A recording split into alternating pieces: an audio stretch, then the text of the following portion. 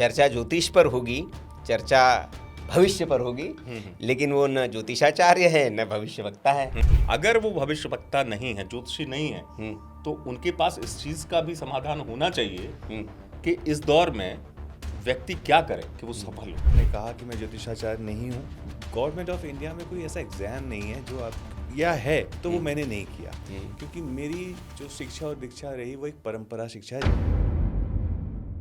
क्या ज्योतिष काम करता है? जो हमारे 4 वेद हैं उनकी जो आंखें हैं उसे ज्योतिष कहा गया। जो उन आंखों से वेदों को पढ़ के आए हुए आगंतुक को, जातक को उसकी परेशानी का सॉल्यूशन देते, वो बन गया ज्योतिषाचार्य। आपके दुख का दुख मुझे जब तक नहीं होगा, आप नहीं सो रहे और मैं आपके दुख से ना सो पाऊं, तो मैं ज्योतिषाचार्य हूं। वो दुख मुझे भी उतना ही झकोरना चाहिए जितना वो आपको परेशान कर रहा है, तब वो ज्योतिषाचार्य है। कर्मा इतने अच्छे हैं, आपने गरुओं की इतनी सेवा की है कि हो सकता है वही शनि आपको कष्ट देने के बदले एक अरबपति बना देगा, तो मैं तो गलत हो गया। आपको प्रेडिक्शन दूंगा, वो बेसिस में ये मान के दूंगा कि आप यही कर्म करोगे, और आपने अपना कर्म चेंज कर दिया। तो एस्ट्रोलॉजर को सबसे बड़ा कष्ट झेलना पड़ता है। आपको कोई भी एस्ट्रोलॉजर करोड़पति नहीं दिखेगा, करोड़पति है तो वो एस्ट्रोलॉजर नहीं होगा, क्योंकि एस्ट्रोलॉजर सबसे पहले कर्ज लेता है। मान की नियति को चेंज करने की कोशिश कर रहा हूँ, and who am I to do that. Mukesh Chauhan ji ने कौन सी वस्तु पकड़ी और किसका आपके पास क्या उपाय है? मैं आपको एस्ट्रोलॉजी का वो दायित्व और वो आईना दिखाता जी। हूँ जिसके लिए आपको वाकई किसी ज्योतिषाचार्य के पास जाना चाहिए। जी। राजा दशरथ को पुत्र नहीं हो रहे थे, तो क्या उन्होंने कहीं दही लगाया? क्या उन्होंने कभी मदिरा पी? क्या कभी उन्होंने कोई इत्र लगाया? क्या उन्होंने हाथ में 87 लिखा? काम नहीं बनेंगे, इसकी मैं गारंटी देता हूँ। तो काम कैसे बनेंगे? 1 घंटे के बाद आपको आपका आईना दिखा दूंगा और आप चले जाएंगे, क्योंकि वो आईना इतना क्लीन होगा कि मेरे को आपको बताने की जरूरत ही नहीं पड़ेगी कि आप क्या करिए। आपके प्लैनेटरी ट्रांजिट्स ने ये प्रॉमिस दिया है कि आपके पास BMW है तो है, अब वो सारी चोरी होके आए या आप कमा के लेके आए, बट BMW आएगी। तो 5 भावों में यदि 9 प्लैनेट बैठे या उससे ज्यादा घरों में बैठे, ग्रह मालिका बन जाती है। आप विश्वास मान लीजिएगा, यदि आपको सही गाइडेंस मिली है तो इससे अच्छी कुंडली किसी की नहीं हो सकती। आप भूल जाइएगा मेरा जुपिटर कहाँ बैठा, मेरा सैटर्न कहाँ बैठा, इससे अच्छी कुंडली नहीं हो सकती।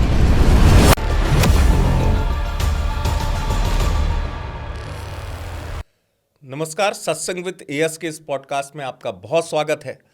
हमारे जो मेहमान हैं आज वो विशेष हैं। विशेष मैं इसलिए कह रहा हूं क्योंकि वो ज्योतिषाचार्य नहीं है, ना कोई वो इस तरीके के भविष्य वक्ता हैं जो हमारे साथ आते भी हैं, आप लोग भी सुनते हैं उनको।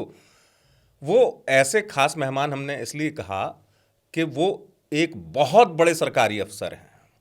सरकारी अफसर तो हैं लेकिन ज्योतिष पर उतनी नज़र रखते हैं, और ख़ास तौर से इस दौर में जब आप सोचते हैं कि ज्योतिष के 100 उपाय बताए जा रहे हों, कैसे भाग्य संवरेगा, कैसे सफलता मिलेगी, उन तमाम चीज़ों पर जो हमारे मेहमान हैं वो बहुत अच्छे से सरल तरीके से आपकी शंका का समाधान करेंगे। क्योंकि जब कहते हैं शंका का समाधान हो जाए तो रास्ते खुद दिख जाते हैं, जो दशा है वो दिशा में बदल जाती है। और मेरा मानना ज्योतिष वही अच्छा होता है जो आपकी दशा को एक अच्छी दिशा दे। तो ऐसे हमारे साथ खास मेहमान हैं मुकेश चौहान जी, जो कि बड़े अफसर हैं सरकार में, केंद्रीय सरकार में। सुनील, आप कुछ कहना चाहें? नहीं, बिल्कुल जैसा बता ही दिया है, चर्चा ज्योतिष पर होगी, चर्चा भविष्य पर होगी, लेकिन वो न ज्योतिषाचार्य है न भविष्यवक्ता है। अब आप कहेंगे ये कैसे हो गया, लेकिन ये यकीन मानिए जब ये पॉडकास्ट ख़त्म हो जाएगा तो आपकी शायद राय बदल जाए और आप हमें गलत साबित कर दें। ये भी हो सकता है, क्योंकि मुकेश जी ने कहा है कि वो ज्योतिषाचार्य नहीं हैं, और ऐसा उनके हम जब उनका परिचय दे तो न कहें। लेकिन मुझे इतना यकीन है कि 1-1.5 घंटे के बाद जब ये सत्संग खत्म होगा तो दर्शकों की शायद राय बदल जाए। दर्शकों की राय इसलिए भी बदलेगी सुनील, क्योंकि देखिए हमारे दर्शक ये जानते हैं कि हम सबको इस पॉडकास्ट में बुलाते हैं, और बुलाना भी चाहिए। नहीं, ये मंच सबके लिए बुलाना भी इसलिए चाहिए कि ज्योतिष में सबके दृष्टिकोण है। हाँ। उस दृष्टिकोण में हमेशा क्या होता है, ये संत भी कह गए हैं कि सार लेना मनुष्य के हाथ में होता है। जी। आप एक कथा तो सुनते नहीं हैं जी। आप हर जगह जाते हैं जी। अब आपको सार लेना है कि सार कहाँ है। तो मेरे दृष्टिकोण में वो ज़्यादा महत्वपूर्ण होता है। हाँ, हमने कई लोगों को अपने मंच पर बुलाया है और आज विशेष अतिथि है, तो स्वागत है आपका। स्वागत मुकेश जी। मुकेश जी। और मुकेश जी से आज हम शास्त्रीय परंपरा जो है, जो शास्त्रीय परंपरा में रचे बसे हुए, वो फिर ज्योतिषी शब्द आ जाएगा, ज्योतिषी नहीं लेकिन ज्योतिष के बारे में वो चर्चा करते हैं, और जिनके लिए ज्योतिष सिर्फ भविष्य का विषय नहीं है, एक बोध है, तो उसी बोध को आज हम लेने हाँ, की जैसे मैंने कहा कोशिश करेंगे। कि ऐसा नहीं है, मुकेश जी से मैं ये भी समझूंगा आप लोगों की जानकारी के लिए, अगर वो भविष्यवक्ता नहीं है, ज्योतिषी नहीं है, तो उनके पास इस चीज का भी समाधान होना चाहिए कि इस दौर में व्यक्ति क्या करे कि वो सफल हो, क्योंकि ज्योतिष आपको ये देता है। जी, आज थोड़ा सा इंट्रो और दे दूं मैं कि आज क्या क्या होने वाला है। आज बड़े बड़े जो ज्योतिष में दोष बताए जाते हैं, जो पूजाएं बताई जाती है, जो महापूजाएं बताई जाती है, क्या वो एग्जिस्ट करती है, क्या मिथ है, वो सारे मिथ को हम समझने की कोशिश करेंगे। पहला सवाल मुकेश जी, कि थोड़ा दर्शकों को हम तो नहीं बता पाए, आप ही बता दीजिए क्या है। पहले तो आप सभी के नमस्कार, आपके दर्शकों को नमस्कार। और जैसा सर ने कहा कि ज्योतिष एक माध्यम है दिशा को दशा चेंज करने के लिए, और जैसा आपने कहा कि मैं ज्योतिषाचार्य नहीं हूँ, बिल्कुल मैं इंजीनियर हूँ, क्योंकि मैं उसकी डिग्री आपको दिखा सकता हूँ। मैं एक सरकारी ऑफिसर हूँ बड़ा, उसकी भी मैं आपको प्रूफ दिखा सकता हूँ। बट गवर्नमेंट ऑफ इंडिया में कोई ऐसा एग्ज़ाम नहीं है जो आप, या है तो वो मैंने नहीं किया, क्योंकि मेरी जो शिक्षा और दीक्षा रही वो एक परंपरा शिक्षा है, जो शब्द आपने यूज़ किया सर।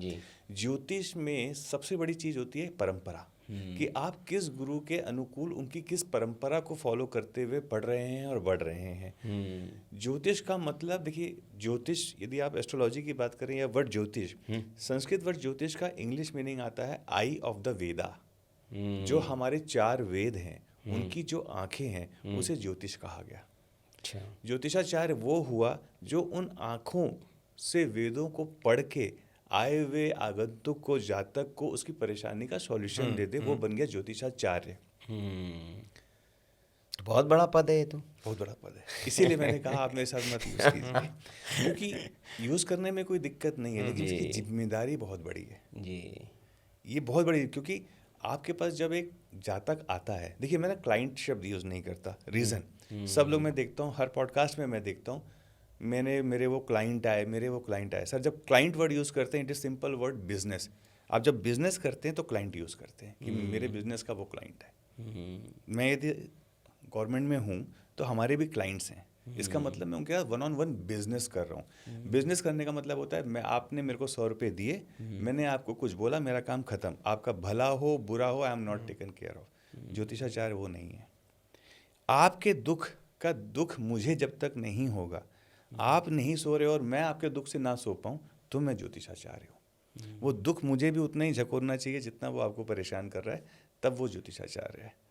तो ये एक पैसे का बिजनेस है, बन चुका है, जिसको मैं तोड़ना चाहता हूँ। तो मैं आपके माध्यम से कोशिश करूंगा जो मेरे जैसे मुकेश जी इस चीज से भी आप सहमत होंगे, मैं उसको गलत नहीं मानता पैसे लेने को। बिल्कुल नहीं है सर, क्योंकि देखिए हर व्यक्ति अपना जीवन यापन करता है, चाहे वो ज्योतिषाचार्य हो, चाहे आप हो, सुनील हो, मैं इसके गलत नहीं हूँ, लेकिन उसमें जो आपने शब्द किया उससे मैं सहमत हूँ। मालूम क्या, जहां व्यापार आएगा तो उसमें जो व्यापारी है उसका लाभ आएगा, करेक्ट, जो लाभान्वित जिसको होना चाहिए उसको नहीं आएगा, वो नहीं आएगा। इससे मैं सहमत हूँ। क्या बात है। और इसी से अब आपने बता दिया मुकेश जी, मेरा फिर वही सवाल है जो दर्शक जानना चाहेंगे कि फिर ज्योतिष है क्या, आप ज्योतिष को क्या मानते हैं, और ज्योतिष की परिभाषा मुकेश चौहान जी क्या देंगे। और इसमें एक और मैं अपनी बात जोड़ते हुए, सुनील का अच्छा सवाल है, क्या ज्योतिष काम करता है, दोनों ही चीजें होंगी। सर ज्योतिष क्या है, जैसा मैंने कहा, ज्योतिष इज द आई ऑफ वेदा। नहीं, मतलब ये ऐसे बताना है आपको कि ज्योतिष जैसे क्या भविष्य बताने का, सिर्फ भविष्य बताने का जरिया है। बिल्कुल बस ये मेरा प्रश्न था, मतलब उसमें ज्योतिष भविष्य नहीं बता सकता। अच्छा, नहीं बता सकता। मान लीजिए मेरे पास एक कुंडली आती है जी, मैं बोलता हूँ कि अगले 10 साल में मैं ये देखिए मैं भविष्य कैसे बताऊंगा, मैं यही ना देखूंगा कि उनका कौन सा प्लैनेट कौन से भाव में ट्रांजिट में कहाँ जाएगा, तब उसको कौन देखेगा, वो किसको देखेगा, यही देखूंगा। मैं ये देखूंगा कि अच्छा आपकी उस समय शनि की 7.5 चलेगी, तो मैं ये बोलूँगा आपको कष्ट होने वाला है। लेकिन आपके कर्मा इतने अच्छे हैं, इतने अच्छे हैं, आपने गरीबों की इतनी सेवा की है कि हो सकता है वही शनि आपको कष्ट देने के बदले एक अरबपति बना देगा, तो मैं तो गलत हो गया। मैं आपसे उन 5 सालों की बात कर रहा हूँ जहाँ पे आपका हर दिन कर्म चेंज हो रहा है। मैं कैसे बता दूंगा कि अगले 5 साल में आपके साथ क्या होगा? क्योंकि मैं जो आपको प्रिडिक्शन दूंगा वो बेसिस में ये मान के दूंगा कि आप यही कर्म करोगे, और आपने अपना कर्म चेंज कर दिया। तो एक एग्जांपल मैं देता हूँ। मेरे पास एक सिंपल कोई जातक आया, उसने मेरे को बोला कि सर मेरे पास पैसे की बड़ी कमी है या मेरा बिजनेस नहीं चल रहा। मैंने उनका कुंडली अध्ययन किया। कुंडली अध्ययन करने के बाद मैं बोला सर आप कुछ ऐसी चीज़ें कर लो, आपको फ़ायदा मिलना चाहिए, थोड़ा आराम मिलेगा, रियायत मिलेगी। उन्होंने बोला ओके, वो चले गए। अब मैं आपको बताता हूँ वो जातक आया कौन था। वो था चोर। तो मैंने एक चोर को डबल चोरी करने का माध्यम बना दिया, उसको एक बड़ा चोर बना दिया। क्योंकि यदि मैं उसको पैसे कमाने, धन अर्जन करने की महिमा दे रहा हूँ, उपाय दे रहा हूँ, तो है तो वो चोर, साधु तो बनेगा नहीं, तो वो चोरी ही करेगा और डबल चोरी करेगा। कत्ल करता था तो एक के बदले 2 करेगा, तो पाप कौन सहेगा? सर इसलिए मैंने अपने पॉडकास्ट में, एक पॉडकास्ट में कहा था कि एस्ट्रोलॉजर को सबसे बड़ा कष्ट झेलना पड़ता है। आपको कोई भी एस्ट्रोलॉजर करोड़पति नहीं दिखेगा, करोड़पति है तो वो एस्ट्रोलॉजर नहीं होगा, क्योंकि एस्ट्रोलॉजर सबसे पहले कर्ज लेता है, पैसा तो बाद में लेगा। क्योंकि मैं भगवान की नियति को चेंज करने की कोशिश कर रहा हूँ। And who am I to do that? मैं भगवान शिव की लिखे को चेंज कर सकता हूँ? नहीं। नहीं, तो इसी से मेरा एक प्रश्न निकला मुकेश जी, जैसे आपने कहा कि मैं प्रिडिक्शन इसलिए नहीं कर सकता हूँ क्योंकि अगले 5 साल में आप क्या कर्म करेंगे मुझे नहीं पता। तो मेरा इससे प्रश्न निकलता है, तो क्या कर्म से भाग्य को बदला जा सकता है? बिल्कुल। आपको किसी ज्योतिष की जरूरत नहीं है। अच्छा। नहीं तो फिर एक जो शब्द चलता है कि मतलब एक आपकी जो दशा है, क्योंकि शुरू में मैंने कहा, कहते हैं ना एक जब टाइम आता है गोल्डन टाइम किसी का भी, आपने देखा होगा एक्टर्स में भी होता है कि वही एक्टर है, देखिए कर्म वो कर रहा है, अच्छा कुशल अभिनेता है, लेकिन समय अच्छा नहीं था, उस समय उसकी फिल्में पिट गई। और एक ऐसा अवसर आता है कि वही एक्टर आपको एक फिल्म में ऐसा करके उसका समय आता है कि वो टॉप पे चला जाता है। धुरंधर अक्षय खन्ना की बात कर लीजिए। हाँ, मैं कह रहा हूँ, तो ये क्या है? बहुत सारे हैं। हाँ, अभी लेकिन लेटेस्ट वही है। लेटेस्ट वही। सर मैंने इसमें आपको एक, जो हम अभी चर्चा कर रहे थे पहले, एक श्लोक दे देता हूँ, या इंग्लिश का प्रोवर्ब है जी।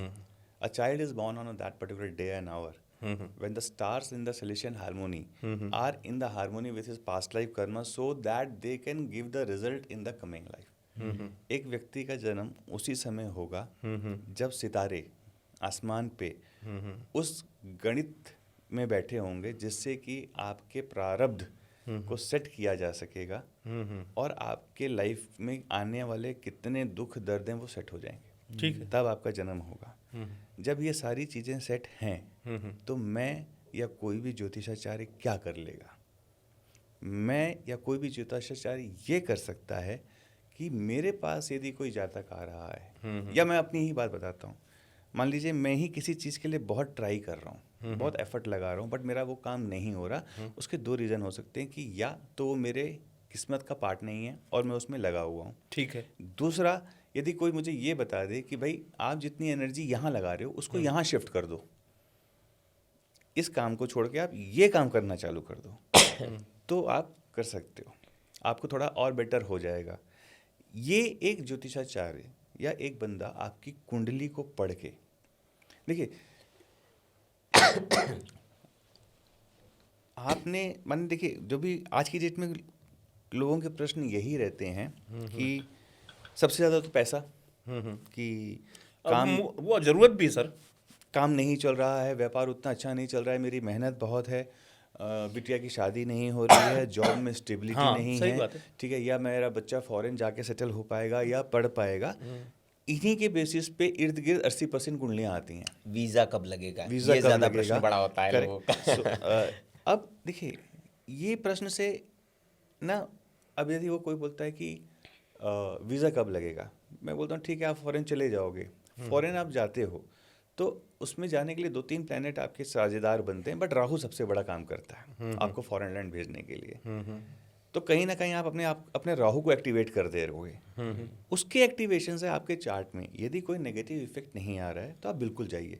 अदरवाइज आप कई बार देखते हैं, जैसे अभी आपने पीछे पढ़ा भी होगा कि जब ट्रम्प सरकार आई तो बहुत से लोगों को डिपोर्ट किया गया, करेक्ट। तो वो किसी न किसी माध्यम से पहुंच तो गए थे, बट किस समय उनके राहु ने उनके साथ क्या किया, नेगेटिव काम किया, पॉजिटिव काम किया। तो कुछ समय तो अच्छा चला, लेकिन आज उनकी दशा क्या है? इतना सारा पैसा लेके वो दे के एजेंट्स के थ्रू अमेरिका पहुंचे, यूके पहुंचे, और आज बिना कमाए खाली हाथ आ गए। अब वो डेप्ट में भी हैं कि वो पैसा कैसे चुकाएं, और यहाँ पे भी करने के लिए कुछ नहीं है। तो यदि मैं उनको ये बोल पाता या कोई उनको ये बताता कि यार आप जिस चीज़ के पीछे भाग रहे हो उसमें सफलता नहीं है, तो उतने पैसे से यदि वो शायद अपना ही कोई बिजनेस इंडिया में सेटअप करते या कोई नया काम करते तो आज की स्थिति ज़्यादा अच्छी होती। ये ज्योतिषाचार्य का काम है या ये ज्योतिष का काम है, आपको एक सही दिशा दिखाना और ये देखना कि कहीं आपकी एनर्जी गलत रास्ते पे तो नहीं चल रही है। तो basically I am trying to correct your karma instead of providing you the results. नहीं तो उसमें तो फिर आर्थिक पक्ष आना चाहिए ना ज्योतिष में, कि देखिए आपने दिशा बता दी, मैं आपकी बात समझ गया। कि आप ये स्पष्ट कर सकते हैं कि भैया तुम विमान उड़ा सकते हो या नहीं उड़ा सकते हो, बिल्कुल, या तुम भैया क्रिकेट खेल सकते हो कि नहीं खेल सकते हो, जी। ये ज्योतिष आप सहमत हैं। लेकिन उसमें चूंकि आर्थिक पक्ष इन दिनों सबकी आवश्यकता भी है, तो इसमें आर्थिक वाली जो समस्या है इसमें ज्योतिष नजरिया देता है। मैं दिशा की बात कर रहा हूँ, मैं ये नहीं कह रहा हूँ मैं आपसे, क्योंकि ना आप उस पद्धति के हैं कि 2 सेकंड में बारिश होगी, इतने सेकंड में बारिश होगी। नहीं, देखिए सर मैं आपको वही बताऊं, देखिए लोग आपके शायद इस पॉडकास्ट को उतना चाहे ना चाहें, वो तो जैसा सुनील सर ने कहा कि 1.5 घंटे के बाद या 1 घंटे के बाद पता चल जाएगा। द क्वेश्चन इज कि 2026 में क्या होगा। हाँ बिल्कुल सही करेक्ट। इस चीज़ का जवाब देखिए ना, यदि कोई एक बच्चा सोशल स्टडीज और साइंस पढ़ रहा है 8वीं क्लास का, वो मेरे से बेटर जवाब देगा। वो बोलेगा कि सर इस बार गर्मी ज़्यादा पड़ेगी, ठीक, सूखा पड़ेगा, फिर सैलाब आएगा, जल तरंग होंगे, 2-4 गांव निपटेंगे, ठीक है, बर्फ ज़्यादा पड़ेगी। क्यों? ये हर साल हो रहा है। अब मैंने बोला बाढ़ आएगी, इंडिया के किसी कोने में बाढ़ आ गई, मेरी वाहवाही चालू कि साहब मैंने तो उस जनवरी में बता दिया था पहले वीक में कि बाढ़ आएगी। मजाक के लिए वैसे ये भी है कि एक ज्योतिषाचार्य उन्होंने कहा कि मैं भी एक 2026 की मेष राशि के लिए भविष्यवाणी कर देता हूँ कि अप्रैल महीने में जिन महिलाओं ने कंसीव किया है वो अगले वर्ष उनको बेबी होगा। ये तो मेरी भविष्यवाणी नहीं, सही कहा। तो ये भी है, ज्योतिष का काम है।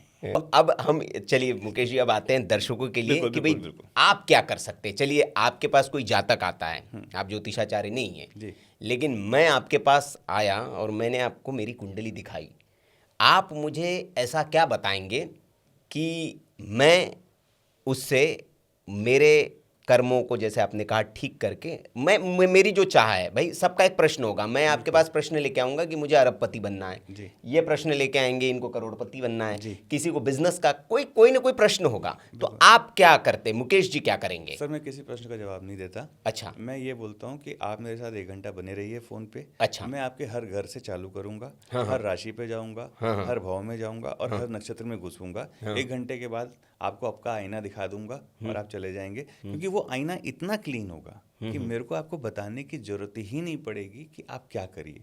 क्योंकि जब मैं आपको एक एक चीज़ आपके पास से रिलेट करके बता रहा हूँ कि आपके पहले भाव में ये बैठा है, ऐसा होगा, आपका एटीट्यूड टुवर्ड्स योर लाइफ ऐसा है, आपका एटीट्यूड टुवर्ड्स योर ब्रदर्स ऐसा है, तो धीरे धीरे जब एक एक ग्रह, एक एक भाव और एक नक्षत्र खुलते चले जाएंगे तो आपको अपने आप पता चल जाएगा कि यार मुझे करना क्या था, मैं कर क्या रहा हूँ, मैं क्यों भटक रहा था, मुझे नहीं भटकना है। क्योंकि देखिए मेरे पास मान लीजिए कोई एक माता आती हैं, वो बोलती मेरी बिटिया की शादी नहीं हो रही, ठीक, तो मैं देखूंगा कि अच्छा जुपिटर का ट्रांजिट में कोई प्रॉब्लम है या मंगल का या शुक्र में, क्योंकि यही 3 प्लैनेट है जो शादियों में ज़्यादा काम करते हैं। हर प्लैनेट का कारक तत्व है, उसके हिसाब से मैं अपनी कोई प्रेडिक्शन करूंगा, मैं कोई जप तप अनुष्ठान दूंगा। अब मान लीजिए मुझे दिख रहा है कि शादी तो हो जाएगी, लेकिन उसके बाद ज़्यादा प्रॉब्लम है, तो मेरा कर्तव्य शादी को ना होना चाहिए या हो के दोबारा से उसका उपाय देना चाहिए, ये मैं समझता हूँ कि ये मेरा दायित्व है। तो ऐसे केसेस में जहाँ पे जब मुझे दिखता है कि चार्ट में किसी चीज़ का प्रॉमिस नहीं है, तो मैं सीधा मना कर देता हूँ कि आप मत करिए, आप करेंगे तो बाद में जाके फंसेंगे। तो ये सर इम्पोर्टेंट देखिए, यदि आपके चार्ट में प्रॉमिस है, विधि ने विधान ने लिखा है, तो दुनिया की कोई ताकत आपको उसको देने से नहीं रोक सकती, चाहे आपका कर्मा जैसा भी हो। उस कर्मा को बाद में निपट लोगे आप, वो बात अलग है। बट यदि आपके प्लानिटरी ट्रांजिट्स ने ये प्रॉमिस दिया है कि आपके पास BMW है, तो है, अब वो सारी चोरी होके आए या आप कमा के लेके आए, बट BMW आएगी। ये चार्ट के, तो आपको चार्ट के प्रोमिसेस पता होने चाहिए, एज सिंपल एज दैट। तो उसके लिए फिर जैसे आपने देख लिया कि चार्ट के प्रोमिसेस क्या पता है, तो उससे एक चीज़ तो हो गई कि मतलब एक एक्सरे हो गया इस तरीके से कि व्यक्ति क्या कर सकता है, आपको मर्ज पता चल गया है ना। लेकिन सवाल फिर वही आएगा, फिर आप उसको कैसे, मतलब जिसे कहते हैं, क्योंकि ये दौर बड़ा रेमेडीज का दौर है, कुछ ना कुछ तो आपका जो अपना एक गणित है, शास्त्र है। मैं इसी में जोड़ दूं जो आप पूछना चाह रहे हैं, मैं समझ गया कि उपाय जो है, उपाय तो भाई सब उपाय का दौर चल रहा है। हाँ, वो मैं कह रहा हूँ। और एक से एक उपाय है, इत्र के भी उपाय है, दही के भी उपाय है, मतलब जो तकिए के नीचे वाला भी उपाय है, जो चीज बिक रही है, इलायची लौंग सब, हर चीज का एक उपाय हर व्यक्ति ने बना दिया है। चलिए, मुकेश चौहान जी ने कौन सी वस्तु पकड़ी और किसका आपके पास क्या उपाय है? सर अब एस्ट्रोलॉजी को एकदम गहन में लेके जाते हैं, एकदम थोड़ा मजाक में, एकदम डीप डाइव। थोड़ा मैं हाँ, नहीं, serious क्योंकि हो रहा हम हूँ। और हंसते हंसते सब लोगों को Correct। समझ में आता है। अब मैं आपको एस्ट्रोलॉजी का वो दायित्व और वो आईना दिखाता हूँ जी। जिसके लिए आपको वाकई किसी ज्योतिषाचार्य के पास जाना चाहिए। जी हम आपने कहा उपाय, ये मेरे लिए आज एक बिजनेस है, जी। मैं उसको एक बिजनेस का वर्ड देता हूँ। और हम चलते हैं, जैसे आपने कहा इत्र और ये और वो, तो मैं खुद आपकी ऑडियंस से एक प्रश्न पूछता हूँ। राजा दशरथ के पास चलते हैं, राजा दशरथ को पुत्र नहीं हो रहे थे, तो क्या उन्होंने कहीं दही लगाया? क्या उन्होंने कभी मदिरा पी? क्या कभी उन्होंने कोई इत्र लगाया? क्या उन्होंने हाथ में 87 लिखा? सही बात है। कहीं कुछ नहीं हुआ। वो ऋषि के पास गए, ऋषि से रिक्वेस्ट करी, उनको अपना दर्द बताया।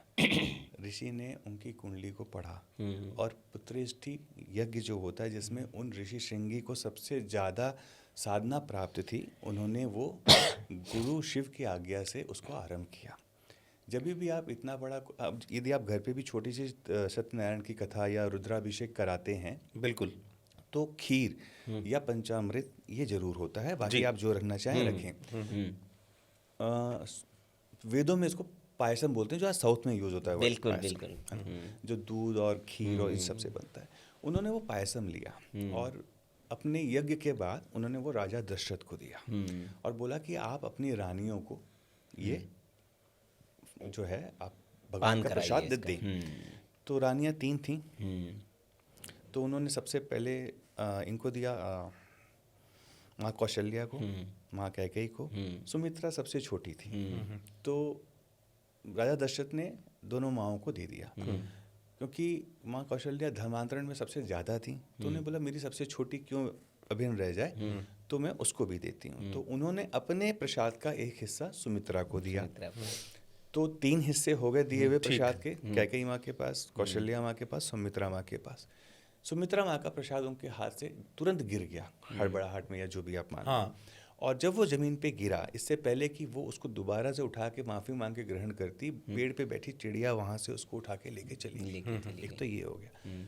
तो एक माँ, जो माँ का दिल था कि नहीं, तो उन्होंने कैकेयी माँ ने और कौशल्या माँ ने फिर से अपने खीर के थोड़े थोड़े टुकड़े सुमित्रा माँ को दिए। तो एक खीर के कितने टुकड़े हो गए? एक टुकड़ा पहले सुमित्रा माँ को गया था, तो 3 हो गए, वो गिरा, उसके बाद फिर एक एक टुकड़ा दोनों ने दिया, तो टोटल 5 टुकड़े हो गए। जी। कौशल्या माँ से श्री राम जी का जन्म, कैकेयी माँ से भरत जी का जन्म, और सुमित्रा माँ से लक्ष्मण और शत्रुघ्न जी का जन्म हो गया। यहाँ पे कोई इत्र यूज नहीं हुआ। यहाँ क्यों? जब राजा दशरथ, महाराज दशरथ, और उनको ये पुत्र क्यों नहीं हो पा रहा था? क्योंकि उनके ऊपर श्रवण की हत्या का आरोप था, और बाकी वो हत्या हुई थी। और इसकी एक लंबी कहानी है जहाँ पे वो अलग चले जाएगी, बट उस आरोप के कारण उनको वो एक कर्ज था, कर्म जो उन्होंने कर्म किया वो एक कर्ज बना, और वो कर्ज के कारण उनको पुत्र नहीं हो रहे थे। तो उन्होंने किसका सहारा लिया? उन्होंने वेद का सहारा लिया, उन्होंने ऋषि का सहारा लिया, उन्होंने इत्र और इसका सहारा नहीं लिया। मैं आज भी कहता हूँ, यदि आपके जीवन में कोई परेशानी है तो आप सप्त ऋषि, जो हमारे सप्त ऋषि थे, जो हमारे वेद हैं, हमारे जो पुराण है, हमारी जो संहिता है, उसके पास जाइए, ना कि ऐसे लोगों के पास जाइए। मैं सीधा कह रहा हूँ, कहीं कुछ नहीं होगा। दशरथ जी महाराज जा सकते थे, उनके पास भी उस समय भी ऐसे कुछ होंगे जरूर, लेकिन उन्होंने वेद और ऋषि का सहारा लिया। अब मैं आता हूँ, अब हनुमान चालीसा जब आप पढ़ते हैं तो एक दोहा आता है, तुम मम प्रिय भरती सम भाई। ये लाइन क्यों लिखी गई? हनुमान चालीसा पूरी भारत पढ़ती है और सबको कंठस्थ है, करेक्ट। तुम मम प्रिय भरत ही सम भाई। राम जी ने हनुमान को कभी अपना सेवक, अपना ये नहीं माना, दास नहीं माना, भाई। क्यों? क्योंकि वो जो चिड़िया ने जो खीर उठाई थी, जब वो हवा में उड़ रही थी, तब अंजनी माता भी पुत्र के लिए जप कर रही थी। अच्छा, बिल्कुल सही बात। तो वरुण भगवान ने जब चिड़िया के मुंह से वो गिरा, तो वरुण भगवान ने हवा इतनी तेज करी कि वो अंजनी माता के हाथ में जाके प्रसाद गिरा, और उनको लगा ये विष्णु का आशीर्वाद है। वायुपुत्र हनुमान इसलिए कहलाए क्योंकि प्रसाद हवा से आके उनके हाथ में गिरा था और उन्होंने ग्रहण किया। तो लॉजिकली वो खीर क्योंकि उसका ही पार्ट था, तो राम जी को तो पता था ये मेरा भाई है।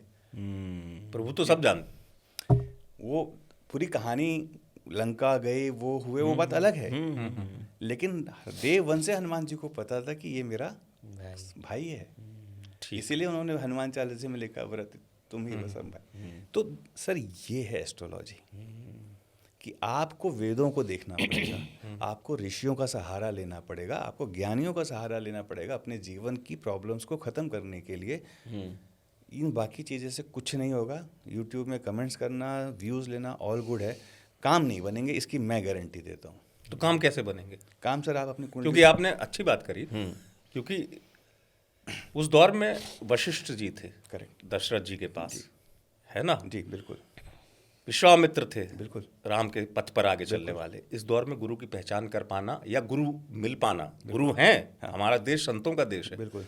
अगर मान लीजिए गुरु नहीं भी है, जी, चूंकि आपने कहा उस दौर में गुरु कृपा थी तो उनके सब काम बन गए, बिल्कुल, तो फिर इस दौर में व्यक्ति के काम कैसे बन सकते हैं यदि उसका कोई गुरु भी नहीं? क्योंकि आपने गुरु की बात की। वेदों में मतलब मैं इसमें ये भी जोड़ दूं कि जैसे आपने कहा कि ये शुक्र वाला उपाय नहीं, जी। शास्त्रोक्त उपाय करने हैं। वो क्या होते तो हैं? शास्त्रोक्त उपाय क्या होते हैं? जैसे आपके पास कोई आया तो क्या, मतलब मैं थोड़ा सा दर्शक ताकि समझे, क्योंकि आजकल बहुत प्रैक्टिकल लोग हो गए, वो कह रहे कि नहीं भाई हमें ये बता रहे हो लेकिन आप थोड़ा बताओ भी तो कि आप क्या करते नहीं, हैं। और इसमें मैं गलत भी नहीं मानता। जो व्यक्ति परेशान होता है, देखिए मैंने अभी मुकेश जी आप तो चूंकि सरकारी अफसर भी हैं, जी, जी। आपके पास तो मान लीजिए कोई आवेदन लेकर आएगा, तो आवेदन लेकर जब व्यक्ति आता है तो उसकी आप मनस्थिति समझिए, बिल्कुल, और आप देखते होंगे अगर आपने मान लीजिए उसके काम का निराकरण नहीं भी हुआ, अगर कोई व्यक्ति को आप इतना भी कह देंगे ना कि निश्चिंत रहो मैं दिखवा लेता हूँ, हो जाएगा। मुकेश देख लेना इनका, हाँ, या तो मतलब आप अपने वरुण वरिष्ठ देख लेना अधिकारी इनका जो भी देख लेना, हाँ। फर्क आ जाता कि नहीं मान सकते? काम नहीं हुआ जबकि अभी, सर तो मैं- ऐसे ज्योतिष के लिहाज से मैं बहुत ज़्यादा नहीं बोलूँगा, बट अपने गुरु की शिक्षा और दीक्षा पे इतना घमंड करता हूँ कि आज तक जो बोला है वो कटा नहीं है सर, वो मुझे पता है, कटा नहीं है। क्योंकि आपके बारे में बाद में बात इसलिए भी करूंगा कि ज्योतिष आप नहीं करते हैं, लेकिन मुझे पता है कि आप भविष्यवाणी में तो यकीन रखते नहीं। मैं मुझे इतने आप अच्छा इतना जो मुझे जानकारी है, आपने, मैं नाम नहीं लूंगा कौन है क्या है, किसी के बारे में आपने कहा था बहुत बड़ी शख्सियत है, वो सच हुआ था, तो ये तो भविष्यवाणी में आएगा। सर वो देखिए मैं इसलिए वो भविष्यवाणी कर पाया क्योंकि वो टाइम बहुत क्लोज था। मुझे जब ये पूछा गया, प्रश्न जब मेरे सामने आया, और प्रश्न की जो महत्वता थी वो अगले 15 दिन के अंदर ख़त्म होनी थी। समझ गए। 5 साल और 15 दिन में मुझे पता है कि क्या हो सकता है। 15 दिन में आपके कर्म इतने चेंज नहीं होंगे, लेकिन 5 साल में हो सकते हैं। तो एक प्रश्न शास्त्र की माध्यम है। जब मेरे से एक प्रश्नकर्ता ने किसी के लिए प्रश्न किया, हाँ, और मैंने उनके लिए जब प्रश्न कुंडली बनाई और मैंने उनके लिए जो भी कुछ कहा वो बाद में सही हो गया। वो इसलिए क्योंकि वो प्रश्नकर्ता ने जो प्रश्न किया था वो बहुत ही सच मन से किया था, उसमें कोई उनका लोभ मोह माया नहीं था। और मैंने भी क्योंकि वो प्रश्न इतना प्योर था कि मुझे आंसर जो सृष्टि है उसने मुझे आंसर भी उतना प्योर दिया और वो काम हो गया। अब आते सच्चाई हैं से- हाँ जी, दर्शकों के विषय पर, काल सर्प योग। सर, जो योग बहुत सारे आते हैं, ज्योतिष में काल सर्प योग के नाम पर बहुत डराया जाता है। क्या काल सर्प योग मुकेश जी के ज्योतिष में एग्जिस्ट करता है? हाँ, क्योंकि उसमें ये भी और आपको इसका निवारण अनुसंधान क्या है? इसका निवारण से ज़्यादा निवारण के नाम पर ही जो कुछ हो रहा है उसको जानना चाहूँगा। और इसके साथ साथ क्योंकि ये कह दिया जाता है असफलता मिल रही हो, उनने कहा काल सर्प योग। हाँ। उनने कहा कि काम नहीं चल रहा, काल सर्प योग। आप सफल हो गए थे, अब आपका काम क्यों नहीं चल रहा, काल सर्प योग। मतलब सफल हो चुका ऑलरेडी व्यक्ति, उसका नहीं चल रहा, काल सर्प योग। क्या है काल सर्प योग जो आपके दृष्टिकोण में? सर देखिए, पहले योग समझते हैं, हाँ। फिर काल को समझेंगे, फिर सर्प को समझ लेंगे। तो योग क्या होता है? देखिए, काल सर्प एक तो हो गया दोष, जो शब्द आज की डेट में इस इंडस्ट्री में यूज हो रहा है। मैं इंडस्ट्री वर्ड यूज करूंगा क्योंकि ठीक है। ये गुरुकुल शिक्षा से खत्म हो चुकी है, परंपरा ज्योतिष खत्म हो चुकी है। मैं परंपरा ज्योतिष को बिलोंग करता हूँ तो मैं उसमें बहुत प्राउड फील करता हूँ, लेकिन आज की डेट में परंपरा ज्योतिष के लोग है ही नहीं। दोष किसी भी बुक में नहीं लिखा गया है, ये मैं कुछ सज्जनों से उनकी बातों पे एग्रीमेंट लेता हूँ। पहली बात कि देयर इज नथिंग लाइक दोष in astrology, everything is a योग। अब वो अच्छा योग है या बुरा योग है वो देखना देखना पड़ता है पड़ेगा। कि प्लैनेट कैसे बैठ रहे हैं। तो पहला तो हो गया योग। तो योग क्या हो गया कि आपके चार्ट में कोई भी प्लैनेटरी कॉम्बिनेशन बनी तो हम उसको बोलते हैं योग। जैसे कि यदि शनि के साथ राहु बैठ जाए तो श्रापित योग, गुरु के साथ राहु बैठ जाए तो गुरु चंडाल योग, गुरु के साथ चंद्रमा बैठ जाए गज केसरी हो गया। गज केसरी योग। ऐसे ही योग हैं। शुक्र का हो गया, मालव्य हो गया। मालव्य। तो ऐसे ही कुछ योग गलत होंगे, माने अच्छे होंगे और या तो बुरे होंगे। तो योग हम समझ गए कि combination of the planets in the different houses of the कुंडली इज योगा। अब काल इज व्हाट? समय। अंत, समय, ये अंत। एक समय जो कट रहा है, जा रहा है। तो आपकी कुंडली के जन्म के समय जो योग बने वो काल कहलाएंगे, माने आपके साथ अनंत तक चलेंगे। जब तक आप निपटोगे नहीं वो योग आपके साथ चलेगा, क्योंकि आपकी कुंडली में बन चुका है। इसलिए उसको बोल देते हैं काल। काल भी हो गया, योग भी हो गया। अब इसमें फिट कर देते हैं सर्प। ठीक है। तो सर्प कैसे होगा कि यदि थंब रूल ये कहता है कि राहु और केतु के एक्सिस के एक तरफ यदि आपके सारे प्लैनेट्स बैठ जाएं तो लोग आंख बंद करके बोलते हैं काल सर्प योग। सीधा। हाँ। 90% ऑफ एस्ट्रोलॉजर, आज से नहीं बोलेंगे शायद, 90% ऑफ एस्ट्रोलॉजर बोलते हैं काल सर्प योग है। उसके बाद फिर आपने जैसा बताया वो कहानियां चालू हो जाती हैं। हाँ, बिल्कुल सच बात है। सर मैं इसको आज शायद कुछ लोग मिठाई खाएंगे और खुशी महसूस करेंगे और प्राउड महसूस करेंगे अपने चार्ट पे कि ये काल सर्प हमारे चार्ट में है। बढ़िया है, बढ़िया बात है। काल सर्प देखते कैसे हैं कि हमारे कुंडली के भाव क्लॉकवाइज चलते हैं, 1 2 3 4 5 6 7 8 12 ग्रह उल्टे चलते हैं, क्लॉक ऐसे चलेंगे। ठीक है, एंटी क्लॉकवाइज। तो आप जाएंगे सबसे पहले राहु देख लीजिए कहाँ बैठा है। मान लीजिए मेरा राहु बैठा है तीसरे स्थान पे, ठीक है, तो केतु 9वें में बैठेगा, आमने सामने बैठते हैं। तो यदि मैं राहु से स्टार्ट करके केतु की तरफ जा रहा हूँ और सारे ग्रह मेरे को मिल गए तो एक योग बन गया। यदि मेरा वो योग केतु में खत्म होता है तो उसको कहते हैं काल अमृत योग। यदि वो योग राहु में खत्म होता है तो बोलते हैं काल सर्प योग। इसको जैसे जस्ट पलट के देखें कि तीसरे में केतु है तो और 9वें में राहु है, तो इसको आप ये अमृत है? काल सर्प योग हो जाएगा। क्यों? क्योंकि मैं राहु से स्टार्ट करूंगा उंगली रख के और केतु की तरफ जाऊंगा। तो ये नकारात्मक तो नहीं होगा ना? अभी हम नेगेटिव में तो जा ही नहीं रहे। हाँ, अभी तो नहीं, समझा रहा है। डराया जाता है जो। हाँ। मैं उस पे आ रहा हूँ सर, डराने मैं वाले। वही कह रहा हूँ। देखिए ये जैसा आपने कहा ये करेगा क्या, हाँ, करेगा तो क्या? हम इसको देखते हैं ये करेगा क्या। तो पहले तो हमने ये देखा कि आंख बंद करके जनरल प्रेडिक्शन द मार्केट क्या कि नहीं आपके सारे प्लैनेट्स राहु केतु के अंदर बैठे हैं साहब, काल सर्प। इसलिए आपको कुछ नहीं हो रहा। हाँ, कुछ नहीं हो रहा। तो मैंने पहले क्या वेरिएशन दिया कि काल सर्प नहीं काल अमृत अमृत योग। योग भी बहुत हो बढ़िया, सकता है। अमृत योग कब होगा कि जब ये योग केतु पे खत्म केतु होगा। पे खत्म होगा। और यदि ये योग राहु पे खत्म होगा तो काल सर्प सर्प होगा। योग। ठीक है। करेक्ट। अब सर इस योग में सबसे इंपॉर्टेंट होता है कि योग खत्म कहाँ हो रहा है। ठीक है, मान लीजिए ये योग खत्म हो रहा है केतु पे। ठीक है। ठीक है, राहु से स्टार्ट हुआ, सारे प्लेनेट बैठते चले गए और योग आके खत्म हो गया केतु पे। ठीक है। केतु किसका कारक है? पराक्रम, मोक्ष, मोक्ष, हाँ, केतु। डिटैचमेंट। इसका मतलब राहु से स्टार्ट होके जितने प्लेनेट हैं इंक्लूडिंग राहु सब केतु को सपोर्ट कर रहे हैं, क्योंकि अंत मेरा वहां होना है। और राहु जन्म का, ठीक है, और राहु जन्म का। तो सारे प्लेनेट की डिजायर क्या है? मोक्ष, मोक्ष, मोक्ष, मोक्ष, मोक्ष। तो आपको मेटलिस्टिक वर्ल्ड में काम कैसे बनेगा जब सारे प्लेनेट आपका मोक्ष को सपोर्ट कर रहे हैं? जुपिटर तो, सैटर्न तो, मंगल तो, बुध तो, और आप बोले मेरे को अंबानी बना दो, तो कौन बना देगा? डिटैचमेंट। क्योंकि आपका योग केतु पे खत्म हो रहा है। और यही योग अगर राहु पे खत्म हो रहा है तो मेटलिज्म, मेटलिज्म, मेटलिज्म। दोनों चीजों में देखो कितना मतलब भागिए, जितना भाग सकते हैं पैसे अमृत के योग आपको मोक्ष की ओर ले जाएगा मोक्ष की ओर और सर्प योग आपको मेटलिज्म की तरफ नहीं, ये लेके आपने जाएगा। अच्छा बताया। अब चूंकि अगला स्टेप शायद आप वही बताएंगे कि फिर जो ये कि इसका उपाय ये है। नहीं सर, उपाय नहीं बताऊंगा। नहीं, जो दुनिया का बता रहा अब हूँ, मैं क्योंकि आपको- देखो मैं देखिए मैं अभी मैं स्थान- आपको ट्विस्ट दे रहा हूँ इसमें। हम बताइए, अच्छा अभी बताइए। ट्विस्ट है। बेसिकली ये जो योग है ये पराशर ऋषि, हाँ। इसमें ना कुछ लोग कहते हैं वो एंशिएंट टेक्स्ट हैं, ये हैं वो हैं, बट मैं कहता हूँ कि साहब यदि आपने पराशर ऋषि को समझ लिया, और वो ऐसे वैसे नहीं थे, जब वो नदी में चल रहे थे तब उन्होंने सप्तऋषि की गणना कर दी थी कि विष्णु का रिइंकार्नेशन होने वाला है, मत्स्य अवतार हो गया था, वो थे पराशर ऋषि। ठीक है, ठीक। तो उनको हल्के में कुछ लोग लेते हैं। मेरी विनती है पहले उनको पढ़ लें, सिर्फ पढ़ें और अपनी कुंडली देखते जाए ना, तो आप खुद समझ जाएंगे कि वो पराशर ऋषि ने क्या लिख दिया था आपके लिए हजारों वर्ष पहले लिख गए। 5000 साल पहले। हाँ, सही बात है। Correct? तो पराशर ऋषि ने कुछ योग बताया अपने किताब में, एंड उनका जो मेजर टाइटल था वो नभास योग था। नभास योग में उन्होंने 38 टाइप के योगों को डिफाइन किया, जिसमें एक आकृति योग बनता है। आकृति योग के अंदर उन्होंने 20 योगों को डिफाइन किया। अब एक योग बनता है जिसको हम बोलते हैं ग्रह मालिका योग।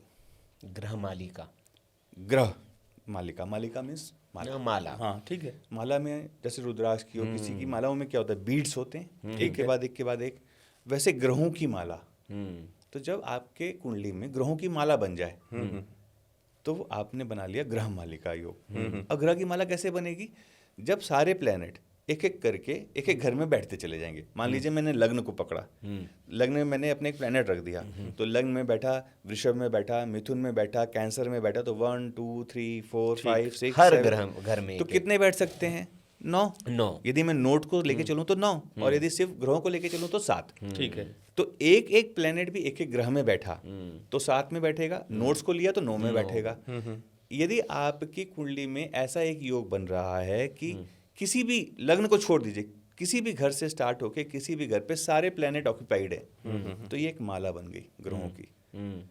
तो ये माला जब बन जाए, अच्छा इसी में क्या हो जाएगा, यदि मान लीजिए इसी में पहले राहु बैठ जाए, केतु बैठ जाए, तो क्या बन जाएगा? काल सर्प योग। योग, ठीक है। केतु बैठ जाए राहु पे तो काल अमृत योग। अमृत योग, है किसका फॉर्म ये? ग्रह मालिका। ग्रह मालिका।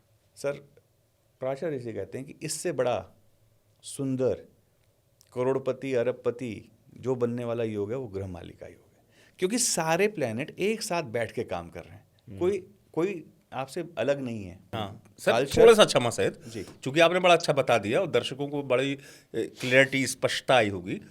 अगर मान लीजिए हमारे दर्शक जो हमको देख रहे हैं उनसे कोई कहे ज्योतिषाचार्य कि भैया आपको ये जो काल सर्प दोष है, जी। उसको उसका रिएक्शन मतलब उसको पूजा कराने की जरूरत है या नहीं, क्योंकि ये सबसे ज्यादा आप सिर्फ ये समझ देखिए, आपके सारे ग्रह हैं ना, मिल के आखिरी पे जाएंगे।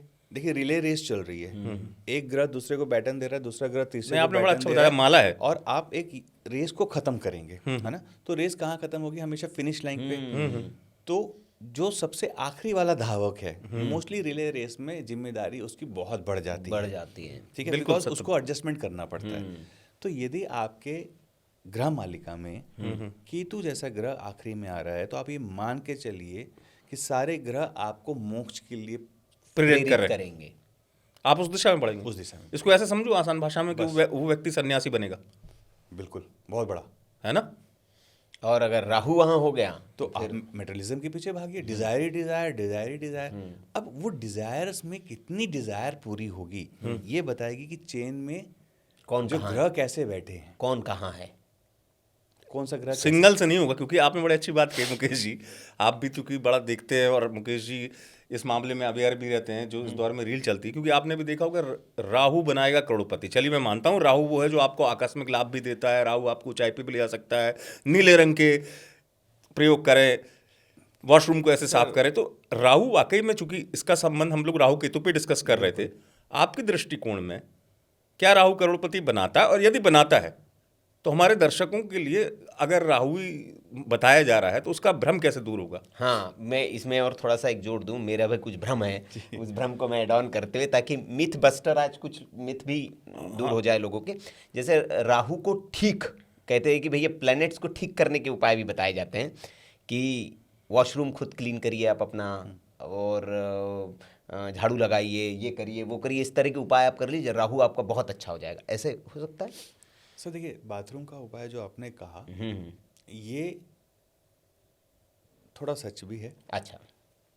और इसमें कुछ और ऐड ऑन करके आप कर सकते हैं। बट देखिए, राहु है क्या? देखिए, राहु का हर प्लेनेट का ना एक लाइन पकड़ते, समझ लेते हैं फट से। गुरु भक्ति, ठीक है।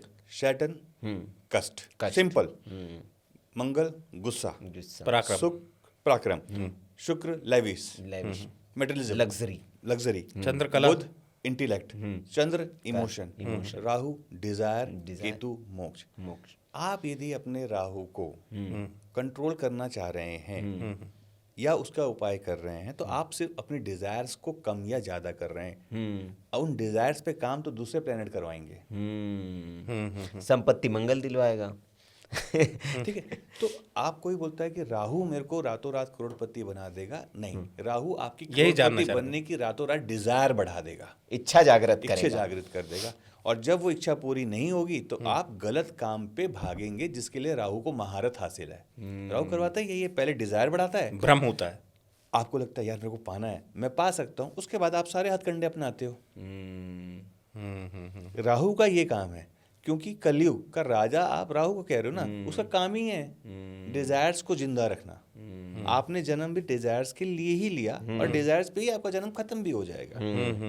करेक्ट?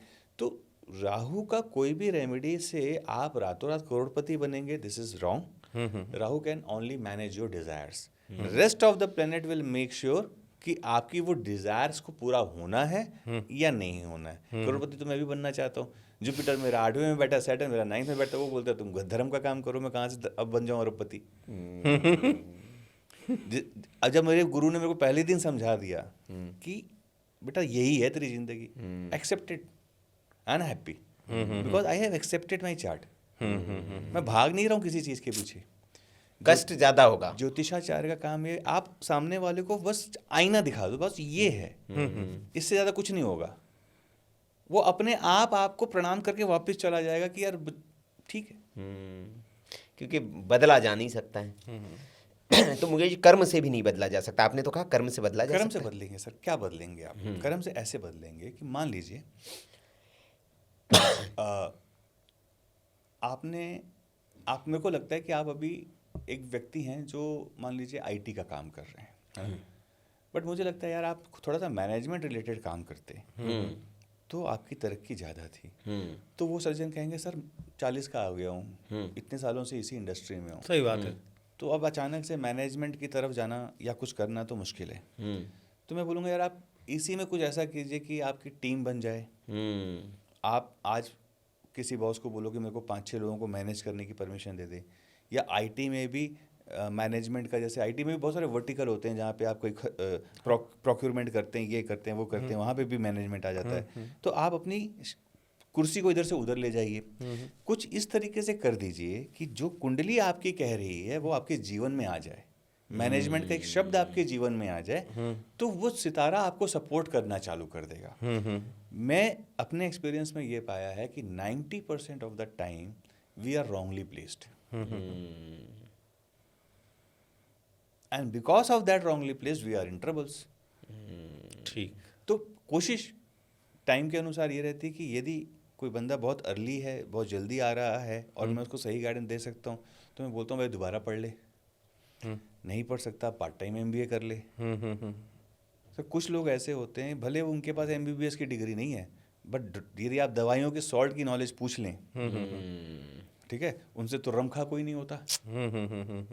आप उनको गॉड गिफ्टेड। आप उनको फोन करें कि साहब ये प्रॉब्लम है, फट से एक दवाई का नाम आपके पास आ जाएगा, बिल्कुल सही बात। ये ले लो यार, और आप ले लो ट्रस्ट पे, वो ठीक भी हो जाओगे।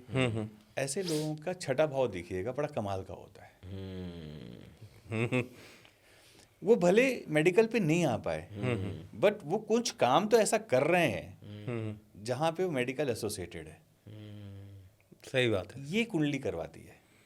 कुंडली से याद आया, तो ये नहीं, वो हमारा अधूरा रह जाएगा, काल सर्प और वो तो अमृत। अच्छा, हाँ हाँ, तो हम ये देख लिए कि ग्रह मालिका योग बना, तो मेन इस ग्रह मालिका के दो वर्टिकल्स बन गए, काल अमृत योग, काल सर्प योग। ठीक है। यदि काल सर्प है तो राहु पे खत्म होगी माला, यदि काल अमृता है तो केतु पे खत्म होगी माला। अब हो सकता है माला बने बट राहु केतु में ना बने, माने उसके शुरू में या राहु में केतु ना आए। हाँ हाँ। तो इसमें सर दो इसमें लोगों का तर्क है। यदि आप पराशर ऋषि को माने तो पराशर ऋषि नोट्स को भी उतनी वैल्यू देते हैं जितना प्लैनेट्स को। तो आपके 9 घर कम से कम 5 घरों में आने, 9 प्लैनेट्स 5 भाव में आने चाहिए, तो ग्रह मालिका बनेगी। चाहे एक में 3 आए, एक में 1 रहे, जैसा भी रहे, लेकिन 2 आ जाएं, जैसा भी है। 9 घर यदि 9 प्लैनेट्स 5 हाउसेस में लगातार आ जाएं या उससे ज़्यादा, 50% ऑफ द प्लैनेट, 99 का 50% हो गया 4.5, राउंड ऑफ किया 5 घर, तो 5 भावों में यदि 9 प्लैनेट बैठे या उससे ज़्यादा घरों में बैठे, ग्रह मालिका बन जाती है। आप विश्वास मान लीजिएगा, यदि आपको सही गाइडेंस मिली है तो इससे अच्छी कुंडली किसी की नहीं हो सकती। आप भूल जाइएगा मेरा जुपिटर कहाँ बैठा, मेरा सैटर्न कहाँ बैठा, इससे अच्छी कुंडली नहीं हो सकती। तो दैट मीन्स कि इस पर हम ये पहुंचे कि काल सर्प दोष नाम की कोई चीज़ नहीं होती, पूजा कराने की ज़रूरत नहीं है। कालसर्प दोष है ही नहीं, कालसर्प योग है। योग है। काल अमृता योग है, ग्रह मालिका योग है। यदि राहु पे खत्म हो रहा है, डिजायर्स पे कंट्रोल करना सीख जाइए, लाइफ सेट हो जाएगी। फिर भी प्रॉब्लम आ रही है तो लोग आपको त्र्यंबकेश्वर भेजेंगे, नागबली की पूजा भेजेंगे। मेरे मानने पे एक बार वे सब छोड़ दीजिएगा, तिरुपति के नीचे एक मंदिर है जी, मैं नाम भूल रहा हूँ अभी। नहीं तो स्थान अगर आपको याद हो तो तिरुपति के बिल्कुल कहाँ, बालाजी के तिरुपति से 30 किलोमीटर नीचे है। मैं एकदम नाम भूल रहा हूँ अभी फिलहाल। कोई नहीं, हम वो उसमें। कालाहस्ती, अच्छा। कालाहस्ती टेम्पल है, वहाँ पे आप पूजा करा सकते हैं। हाँ। लेकिन पूजा कराना जरूरी है? नहीं, यदि आप चाहें, मैं तो कह रहा हूँ क्योंकि मतलब मन की योग शांति के लिए योग करना बना ही है हुआ तो। है। देखिए राहु का योग है, सारे प्लैनेट्स उसी को सपोर्ट करेंगे, ठीक है। तो सारे प्लैनेट्स किस लिए सपोर्ट कर रहे हैं? आपकी डिजायर्स को बढ़ाने के लिए। ठीक तो है। सबसे बड़ी रेमेडी क्या है? डिजायर्स को कंट्रोल करना सीख जाइए, सारे प्लैनेट आपके फेवर में काम करेंगे। मोक्ष है तो डिजायर छोड़ दीजिए, सिर्फ अपनी पूजा पाठ पे समर्पित हो जाइए, गुरु पा लीजिए, आपका काल अमृत योग अच्छा हो जाएगा। फिर इसमें कैविएट्स आ जाते हैं कि मान लीजिए एक प्लैनेट, जैसे अब आपका काल अमृत योग ग्रह मालिका योग बन गई, 8-9 प्लैनेट में से 8 प्लैनेटों ने पूरी जगह ले ली, एक बाहर जाके बैठ गया, तो उसको हम बोलते हैं पार्टी ब्रेकर, कि वो इस पार्टी में शामिल नहीं होना चाहता। तो जो आदमी जिस पार्टी में शामिल नहीं होना चाहिए वो क्या करेगा? हमेशा कुछ ना कुछ अतलंग लगाएगा कि इनकी पार्टी सक्सेस ना हो, क्योंकि वो बाहर बैठा है, बाहर से देख रहा है। तो ऐसे केसेस में आप ये देख लें कि कौन सा मेरा प्लैनेट पार्टी ब्रेकर है, उसके ऊपर काम करें, क्योंकि ये तो आपको सपोर्ट कर ही रहे हैं, उसको आपको अपनी माला का पार्ट बनाना है। हाँ, उसको साधना है। तो आपका वापस ग्रह मालिका एक्टिवेट हो जाएगा। एंड मैं आप सारे व्यूअर्स को बोल के आ रहा हूँ, इससे ब्यूटीफुल योगा हो नहीं सकता। And I am the example of it. मिठाई खाइए। और मेरी ग्रह मालिका काल सर्प योग में कन्वर्ट होती है।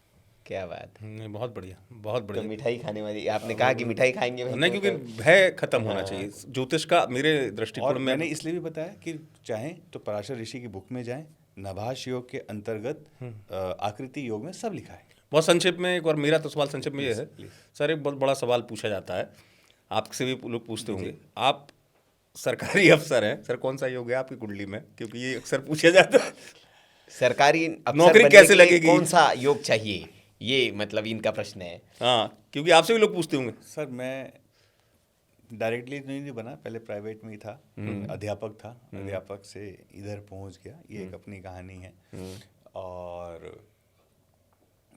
यदि आप चाहते हैं कि सरकारी नौकरी, तो सूर्य का बलवान होना जरूरी होता है सरकारी योग के लिए। सूर्य प्लैनेट कैसा है वो बहुत सब कुछ डिसाइड करता है। ठीक है। इसमें बाकी प्लैनेट्स भी बहुत सपोर्ट करते हैं कि आप किस स्ट्रीम पे जाएंगे, किस तरीके की जॉब पे जाएंगे। ठीक है, जैसे आप ना कहीं पे भी जाएंगे, खासकर जैसे आपने पूछा, तो आप ऐसे ही पॉलिटिशियंस के पास जाएंगे तो उनसे भी पूछा जाता है, तो पॉलिटिशियंस के नाम पे सबसे पहले सब बोलेंगे आपको कि सूर्य बड़ा बलवान होना चाहिए। पॉलिटिक्स में बेसिक आने चीज़ के है। लिए बेसिक चीज़ है। सर सबसे बड़ा मिथ है, हाँ। क्योंकि आपने मिथ बस्टर बोला है इसको। पॉलिटिक्स में जाने के लिए आप सूर्य कितना मजबूत कर लीजिए, आप नहीं जा पाओगे जब तक आपका चंद्रमा स्ट्रांग नहीं है। क्या बात है, क्योंकि चंद्रमा जनता का कारक है। नहीं सर, तो? देखिए, सूर्य क्या है, राजा। मैं ऑलरेडी, यदि मैं राजा हूँ तो मुझे किसकी जरूरत है? किसी की जरूरत नहीं है। I am already a king. तो king doesn't need anybody, people need king for them. ठीक है। चंद्रमा क्या है? इमोशन। यदि मैं आज आपके साथ बैठ के बात कर रहा हूँ तो हमारे इमोशंस कनेक्ट हुए, आपने समझा कि नहीं मुकेश जी की बात कुछ ऐसी है जो हमारे पॉडकास्ट में अलाउड है।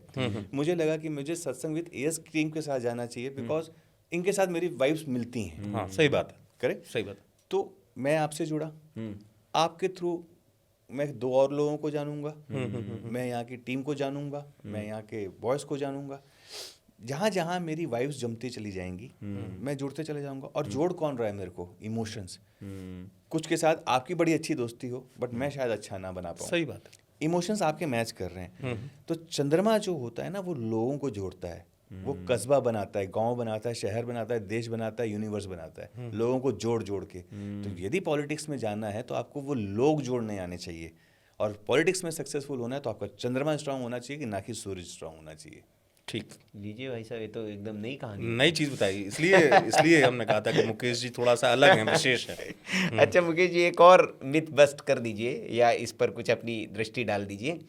इविल आई बाथरूम में भी पीछे आ जाती है, तो मिरर पे कुछ लिख लीजिए तो ये नज़र दोष, काला जादू, तो ये it happens, it works and it is because of the energy. यदि मेरी एनर्जी लो है तो ये होगा। मैंने देखिए, ये एनर्जी का ही खेल है। मेरी एनर्जी लो है, मैं बहुत ज़्यादा वीक हूँ दिमाग से, अपनी बहुत एनर्जी को कंट्रोल नहीं कर पा रहा हूँ, तो जो हायर एनर्जीज यूनिवर्स में हैं वो मुझे पकड़ लेती हैं। अच्छा करेक्ट। आप यदि वो कोई ऐसे प्रोग्राम्स देखेंगे, घोस्टबस्टर और ये सब, तो उनके पास कुछ इंस्ट्रूमेंट्स होते हैं, वो कुछ दिखा रहे हो, वो हायर एनर्जी फील्ड्स को पकड़ते हैं। इस रूम में हम बैठे हैं तो 2 लाइट, पंखा, ये है, ये एनर्जी नॉर्मल एनर्जी फील्ड्स है, बट यहाँ पे ऐसी कोई हायर एनर्जी होगी तो वो उनके इंस्ट्रूमेंट्स पकड़ते हैं। तो जब मैं अपनी एनर्जी लेवल पे वीक हो जाता हूँ तो वो हायर एनर्जीज मेरे को आके कब्जा कर लेती हैं, एंड दैट वी से एज इविल आई, स्पिरिट, भूत भागा, जो भी आप उसको नाम तो दे इसके दीजिए। जो उपाय दिए जाते हैं फिर वो, सर देखो, एक तो ये है मतलब कि यदि मिरर पे आपने कुछ लिख आपने दीजिए। अपनी एनर्जीज को कंट्रोल करना सीख लिया तो आपको किसी चीज़ की जरूरत नहीं है, यदि आप अंदर से वीक नहीं है। कैसे देखिए, करते ये हैं? कब होता है? आप कई बार देखिएगा, जब हमारे घर में किसी की मृत्यु होती है तब ये सबसे ज़्यादा होता है, क्योंकि आप तब इमोशनली इतने ड्रेन डाउन हो जाते हैं अपने उस चीज़ को खो के, चाहे माता जी हों, बहू जी हों, कोई भी हो। सही बात। ठीक है, तभी तो आप बोलते हैं ना, नहीं भाई, आप भले शमशान भूमि में आप अग्नि देने भी जा रहे हैं तो आपके साथ लोग क्यों चलते हैं? वो आपको एनर्जी दे रहे हैं अपनी, अदरवाइज वहाँ पे ये एनर्जीज ज़्यादा हैं। ठीक है, ये एक अपना वर्ल्ड है। कहने का मतलब ये है कि आपको यदि ऐसा लगता है कि कोई स्पिरिचुअल है, एक्टिविटी हो रही है, इविल्स आई है, स्पिरिट है, नज़र लगना भी नज़र जिसमें, लगना, तो इसके लिए सबसे अच्छा तो है इधर अपना आगरा के पास बालाजी का मंदिर, मेहंदीपुर बालाजी। मेहंदीपुर बालाजी सबसे बेस्ट। उसके बाद भी यदि आपको चाहिए तो कृष्ण पक्ष की चतुर्थी से स्टार्ट करके त्रयोदशी तक, मैं आपको एक पाठ का नाम दे दूंगा, आप डिस्क्रिप्शन में डाल दीजिएगा। बोलना उचित नहीं होता उस नाम को, सही बात है, उच्चारण करने में भी वो होता है, क्योंकि उसकी एनर्जी बहुत हाई होती है। ठीक। तो मैं व्यूअर से ये रिक्वेस्ट करूंगा कि इसको टेस्टिंग मत करिएगा कि टेस्ट करके देखते हैं, ये बहुत बड़ा बैकफायर करता है। बट यदि आपको वाकई लगता है कि आपके ऊपर ऐसी किसी शक्ति को या डाला नकारात्मकता गया है, या नकारात्मक है, तो कृष्ण पक्ष की चतुर्थी से स्टार्ट करना है। त्रयोदशी तक मैं जो पार्ट सर के डिस्क्रिप्शन में डलवाऊंगा वो आपको पढ़ना है। पढ़ने का तरीका मैं यहाँ बता के जा रहा हूँ। आपको रात को 10 बजे के बाद भोजन यदि आपने कर लिया है या बाद में करेंगे वो देख लीजिए, कम से कम आधा घंटे का गैप रखिए। ठीक है। एक गिलास पानी आप अपने साथ लेके बैठिए। जो मैं आपको पाठ दूंगा उसमें 14 श्लोक्स होंगे, 14 दोहे मान लीजिए। एक दोहा पढ़ा, एक बार पानी में फूंक मारी, एक दोहा पढ़ा, एक बार पानी में फूंक मारी, तो 14 बार आपने पढ़े और 14 फूंक मारी। ठीक है। ऐसा आपको 21 बार करना है और पानी में फूंकते जाना है एक ही बार में। एक ही बार में। और मतलब सेम वनडे में होगा ये कि वनडे में हर दिन 21 टाइम्स आपको 21 बार पाठ करना है। 21 बार पाठ करना है और हर पाठ में हर दोहे के पे आपको उस पानी में फूंक मारनी है। उसके बाद आप वो पानी पी लीजिए और आप चतुर्दशी से त्रयोदशी तक करिए। उसके बाद आप पूरे यूनिवर्स में, ब्रह्मांड में boss, super hero, super man type घूमिए, कोई आपको टच नहीं कर पाएगा। बहुत बढ़िया, बहुत बढ़िया। जैसे सुनील सर ने कहा कि सर आप कैसे प्रूफ करेंगे या उपाय क्या होंगे, तो मैं वेदों में ही जाऊंगा दोबारा। ओके, तो जैसे मैं यहाँ पे एक एग्जाम्पल ही लेते हैं कि तिवारी जी है, तिवारी जी आर्थिक संकट से जूझ रहे हैं और इनको उसका उपाय चाहिए कि इनका आर्थिक संकट दूर हो। बिल्कुल। या वरुण है, वरुण का विवाह नहीं हो रहा है और ये चाहते हैं कि मुझे अच्छी धर्मपत्नी मिल जाए। दो केस आपके पास आ गए, अब दोनों के शास्त्रोक्त क्या उपाय आप बताएंगे? सर पहले हम देखते हैं कि शास्त्रों में इसका अध्ययन करते कैसे हैं, है ना। हमारे कुंडली के 12 भाव हैं जी, ठीक है। जो हमारा लग्न कहलाता है वो सोल जो होती है वो सूर्य है, ठीक है। तो सूर्य का जो अग्नि मंत्र, देखिए मैं पहले आपको राम जी पे लेके जा, बिल्कुल बिल्कुल, क्योंकि वो हमारे आज की डेट में सबसे बड़े आ जाते हैं। बिल्कुल। तो और वो उसी खानदान से आते हैं, लीनेज उनकी सूर्य की है। और सूर्य जो होता है वो हमारी कुंडली का जो पहला भाव, जिसको आप लग्न कहते हैं, वहाँ पे उनका वास होता है और वो आत्मा कहलाती है। ठीक है। वहाँ से उसका एक बीज मंत्र निकलता है रम। ओके, रम। रम। हमारे हिंदी में 12 वॉवेल्स हैं, अ, आ, ई, उ, ए, ओ, औ, अंग, आ। अब मैं आपको इसकी ब्यूटी दिखाता हूँ। रम बीज मंत्र को आप हर एक वॉवेल के साथ जोड़ते चलिए। तो पहला बनेगा अ, रम। दूसरा बनेगा आ, राम। अच्छा, राम जो जोड़ा, हाँ, रम में आ जोड़ा, हाँ, राम। वृषभ राशि, वृषभ राशि इज राम। अच्छा, कर्मठ राशि। फिर बनेगा रिम, ई, रीम। फिर बनेगा उ, औ, रुम, रोम। रोम। जैसे आप रोम पे आएंगे, ये है लियो, सिंह राशि। रोम, गाड़ी में जब ब्रेक लगाते हैं ना, रुम करके आवाज आती है, रुम, ये वो रूम है। लियो में जब आप कोई काम करते हैं तो वो रुक जाता है, थम जाता है, क्योंकि वहाँ पे वो सूर्य की राशि है, ठीक है। थोड़ा सा आके आएंगे तो रैम, रैम, ए का, ओ, औ, रोम, रोम। रोम क्या चीज़ है sir? Rome Catholic city of Vatican, Rome, जहाँ पे कितने सालों से माने धर्म की कोई सबसे बड़ी परिभाषा है तो वो रोम वेटिकन सिटी है। आपके 12वां भाव में ओम आता कहाँ पे है? 9वां घर, जो कि हमारे धर्म का घर होता है। सजिटेरियस साइन, जुपिटर जिसके लॉर्ड बनते हैं। आप ये देखिए कि ये साइन से पूरी, जब आप हिंदी के 12 वॉवेल्स को जोड़ते हुए चल रहे हैं, तो जब आप 9वें घर में आते हैं और आप रोम शब्द का उच्चारण करते हैं तो आप एक वेटिकन सिटी से कनेक्ट कर जाते हैं, जो खुद अपने आप में एक धर्म स्थल रही है, सबसे पुरानी, सबसे पुरानी, आज के भावार्थ में सबसे पुरानी है। करेक्ट। अब सूर्य यदि बीज मंत्र हम लेके चल रहे हैं तो सूर्य से ही गायत्री आता है। ओम भूर्भुवः स्वः तत्सवितुर्वरेण्यं भर्गो देवस्य धीमहि धियो यो न प्रचोदयात्। मोस्टली इंडिया इसको करती है। हाँ, सही बात है। करेक्ट। वो गलत क्या करती है? यदि आप गायत्री कर रहे हैं, अभी तक आपने जिस भी गुरु से यदि दीक्षा ले ली है, तो मेरी बताई हुई बातों को फॉलो मत करें, क्योंकि गुरु is Guru, Guru is Guru. Correct. यदि आपको कोई भी मंत्र दीक्षा में दिया गया है तो दुनिया की कायनात में किसी में ताकत नहीं कि उसको वो कमजोर कर दे, पहली बात। और आपको ये नहीं देखना कि किसने दिया है, गुरु छोटा है या बड़ा, क्योंकि गुरु गुरु होता है। सही बात है। गु रू, डार्कनेस रिमूवर। जो अंधकार से प्रकाश की ओर ले जाए। करेक्ट।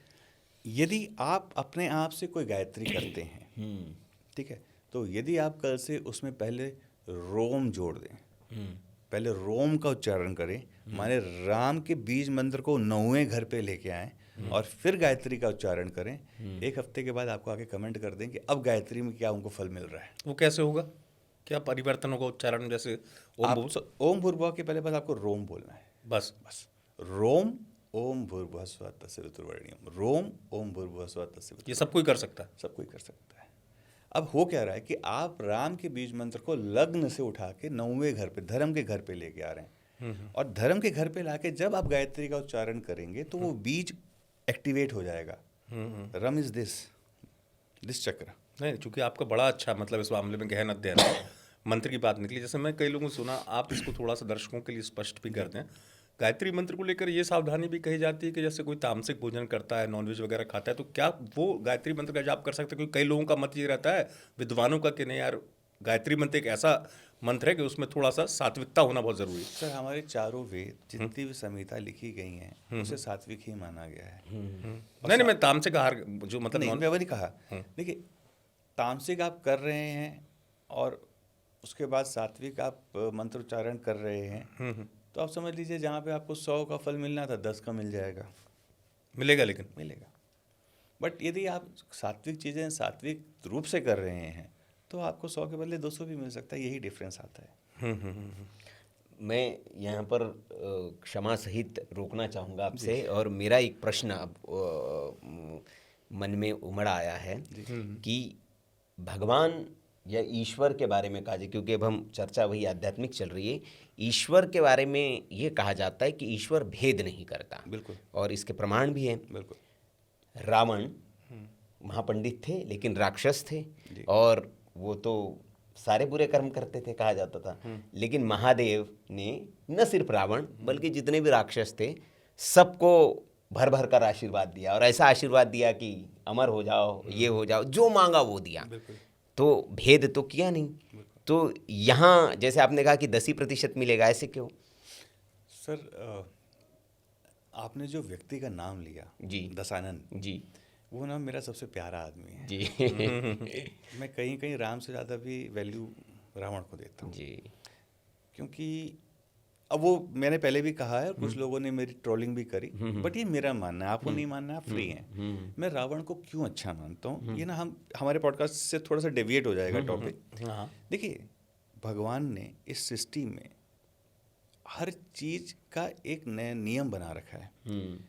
उन्होंने रावण के माध्यम से सिर्फ एक चीज हमारे कलयुग तक भेजने की कोशिश करी कि नारी शक्ति का अपमान आपको कहाँ से कहाँ तक ले जा सकता है। एक राम वो व्यक्ति थे, पता नहीं कितनों ने वो रामायण को उस एंगल से देखा है कि जब उन्होंने रावण को हरा दिया, उनको मार दिया और सूर्यास्त हुआ, तो वो सेतु, राम सेतु के पास में एक पत्थर पे बैठ के बस ये चिंतन कर रहे थे कि इतना खून और ये सब क्यों हुआ। बस वो एक चिंतन था, जबकि युद्ध वो जीत चुके थे। इतने में मंदोदरी माँ, जो हमारी मेरठ की पंचकन्या है, जी, जी, जी, जी, जी, वो बोली कि या दासियों से कि मेरे को उस व्यक्ति से मिलना है जिसने माने मेरी पति को मार दिया, जिसने सबको नीचे रखा था अपने। शिव विव, वो तारे सितारे नक्षत्र वक्षत्र सब उनके पाँव के नीचे थे। कौन है वो व्यक्ति? तो दासियों ने उनको बताया कि वो वहाँ बैठे हैं युद्ध के क्षेत्र में, राम सेतु के बाजू में। तो माँ उनके पास तक चलने के लिए जाती हैं। सूर्यास्त क्योंकि अस्त होने वाला है, तो परछाई सीधा राम जी पे पड़ती, और जैसे ही परछाई पड़ती राम जी खड़े हो जाते। अभी भी मंदोदरी माँ पीछे हैं, अभी पहुंची नहीं है, और पलट के कहते हैं कि माँ माफी, आप मैं भी व्यथित हूँ, आप जिससे व्यथित हैं मैं भी व्यथित हूँ, बट आपका आना कैसे हुआ? बोली जिस चीज़ के लिए मैं आई थी मुझे पता चल गया। तो बोले क्या? बोले मैं यही देखने आई थी कि मेरे पति को कौन हरा सकता है। तो उन्होंने बोला माँ आपने क्या पाया? बोला एक मेरा पति जिसके पास अपनी स्वयं की धर्म पत्नी के होने के बावजूद भी वो किसी की पत्नी को अपनी पत्नी बनाना चाहता था, हरण करके आया, अपने पास कब्जे में रखा। और एक आप जो मेरी परछाई पड़ते ही, एक अन्य महिला की परछाई पड़ते ही आप उस परछाई से हट गए कि अन्य महिला की परछाई भी मेरे ऊपर ना पड़े, यही साबित कर देता है कि राम और रावण में एक डिफरेंस क्या था। तो सर रावण के थ्रू शिव ने सिर्फ एक ही चीज बताई कि नारी शक्ति, एक ये। दूसरा यहाँ पे जो सबसे बड़ा लेसन आया वो था कि गुरु, जो आपने शब्द कहा कि महिमा क्या है। देखिए राम और रावण में एक ही डिफरेंस था। रावण हमेशा ये कहता था कि शिव मेरा गुरु है, बट शिव ने कभी उसको अपना भक्त नहीं कहा था। राम को स्वयं विश्वामित्र ने रदस्यस से मांगा था कि ये मुझे दे दो, मैं इसको अपने साथ लेके जाऊंगा, शिक्षा दीक्षा सब कराऊंगा। ये होता है गुरु। एक बार आपको गुरु मिल गया, वामन अवतार में राजा के ऊपर जब 3 फीट का एक पाँव पड़ा, सर गुरु वो होता है, लोग कहते हैं कि आज अपने नाम के आगे गुरु वर्ड लगाते हैं यूट्यूब में, यहाँ पे वहाँ पे, ये सब फ्रॉड है। मैं आपको बताता हूँ गुरु कौन होता है। यदि आपको गुरु दीक्षा दे रहा है तो वो हमेशा अपना राइट पाँव आपके पाँव सर के ऊपर रखेगा, and the moment a Guru put his right leg on your head, आपको ब्रह्मांड दिखेगा, और जिस दिन वो दिख गया आप समझ जाइएगा कि ये इंसान मेरा गुरु है। ऐसे लोग आज हैं, जब वो पाँव रखते हैं ना आपको पूरा ब्रह्मांड दिखता है, क्योंकि वो आपका गुरु है। और एक श्लोक है, गुरु वाक्यम सत्य सत्य प्रमाणम शिखर दर्शनम पापनाशनम। यदि आपको कोई गुरु मिल गया और उसने आपको कुछ बोल दिया तो उसको सत्य की प्रामाणिकता की जरूरत नहीं है। गुरु का वाक्य अपने आप में एक सत्य है। जैसे कि यदि आप मंदिर ना भी जाएं और मंदिर के शिखर का दर्शन कर लें तो भी आपके पाप नाश हो जाते हैं। तो गुरु वाक्यम सत्य प्रमाणम शिखर दर्शनम पापनाशनम, ये है सर गुरु। नहीं ठीक है, संक्षेप में ठीक है। एक प्रश्न मंत्र वाला रह गया था जो वापस आ जाता आपने, है साहब। हाँ आपने जैसे मंत्रों की बात की और आपने कहा कि मंत्र जो है उसमें बड़ी सावधानी रखनी चाहिए। या मंत्र, इसी से जुड़ा हुआ सवाल मेरा है कि मंत्र बताए जाते हैं इस दौर में, जो आप चूंकि सोशल मीडिया की बात कर रहे हैं, यूट्यूब की, मंत्र कितना असर करते हैं, और अगर करते हैं तो क्या सावधानी, और मंत्र का जाप करते वक्त क्या ध्यान रखना है? क्या कोई भी मंत्र कोई भी बोल सकता है? नहीं, नो। ज्योतिष में भी मंत्रों का क्या वो है, ज्योतिष से जोड़ते हैं इसको? मंत्र का देखिए, कोई भी चीज़ आप ज्योतिष में उपाय करते क्या है यहाँ से पकड़ लेते हैं। जी। चाहे आपको उपाय जप के नाम पे दिया गया हो, तप के नाम पे, अंगूठियों के नाम पे, या मंत्रों के फॉर्म पे, या किसी या भी ग्रह form के पे, नाम पे। किसी भी ग्रह पे। देखिए, मैं वही एग्जांपल आप जब हम ये थोड़े पहले डिस्कस कर रहे थे कि आप कुछ भी करें, मान लीजिए मैं कोई व्यक्ति बीमार है, डॉक्टर के पास जाता है, डॉक्टर उसको दवाई देता है, तो वो क्या कोशिश कर रहा है कि इसका बुखार यदि बहुत तेज है तो पहले कम हो जाए। फिर वो उसकी काट में जाता है कि ये बुखार हुआ क्यों था, क्या एंटीबायोटिक की जरूरत पड़ेगी, या ये सीजनल एलर्जी थी, इस तरीके से काम होता है। तो आपका बुखार तो कम हो गया, आप वापस से रूटीन लाइफ पे आ गए, लेकिन जो आपने दवाई बीच में ली उसका कोई ना कोई आफ्टर इफेक्ट तो होगा। क्यों आज की डेट में हमें प्रिस्क्रिप्शन में हमेशा एक पेंटोसिड लिखी जाती है? वो इसीलिए लिखी जाती है कि वो जो गर्म दवाइयाँ हम खाएंगे उससे हमें हो सकता है कि गैस हो जाए या एसिडिटी हो जाए। तो वो जो एक सुबह की पेंटोसिड या एक गैस की खाली दवाई पेट दी है, जाती है। खाली पेट, वो उसको काट कर दे। करेक्ट। तो डॉक्टर साहब भी ये जानते हैं कि यदि मैं आपकी कोई एक चीज़ को ठीक करूँगा तो वो आपकी किसी दूसरे चीज़ पे इम्पैक्ट लाएगी। ठीक। आप, हम सुनते हैं कि यार उनको शुगर था, तो शुगर की लॉन्ग टाइम बीमारियों पे जो दवाई आप खा रहे हैं उससे सबको पता है किडनियों पे इफेक्ट आता है, चाहे शुगर की आप पकड़ लें या बीपी की पकड़ लें। वो भी एक रेमेडी है ना, एक सॉल्यूशन ही है उस बीमारी का। तो जब आप इस शास्त्र पे आते हैं तो यहाँ पे भी जो आपको रेमेडी दी जाएगी, जिस भी फॉर्म में दी जाए, वो आपका हो सकता है वो काम बनाए, लेकिन यदि मैं विधि की विधान को चेंज करने की कोशिश कर रहा हूँ तो उसका इम्पैक्ट दूसरी जगह आएगा।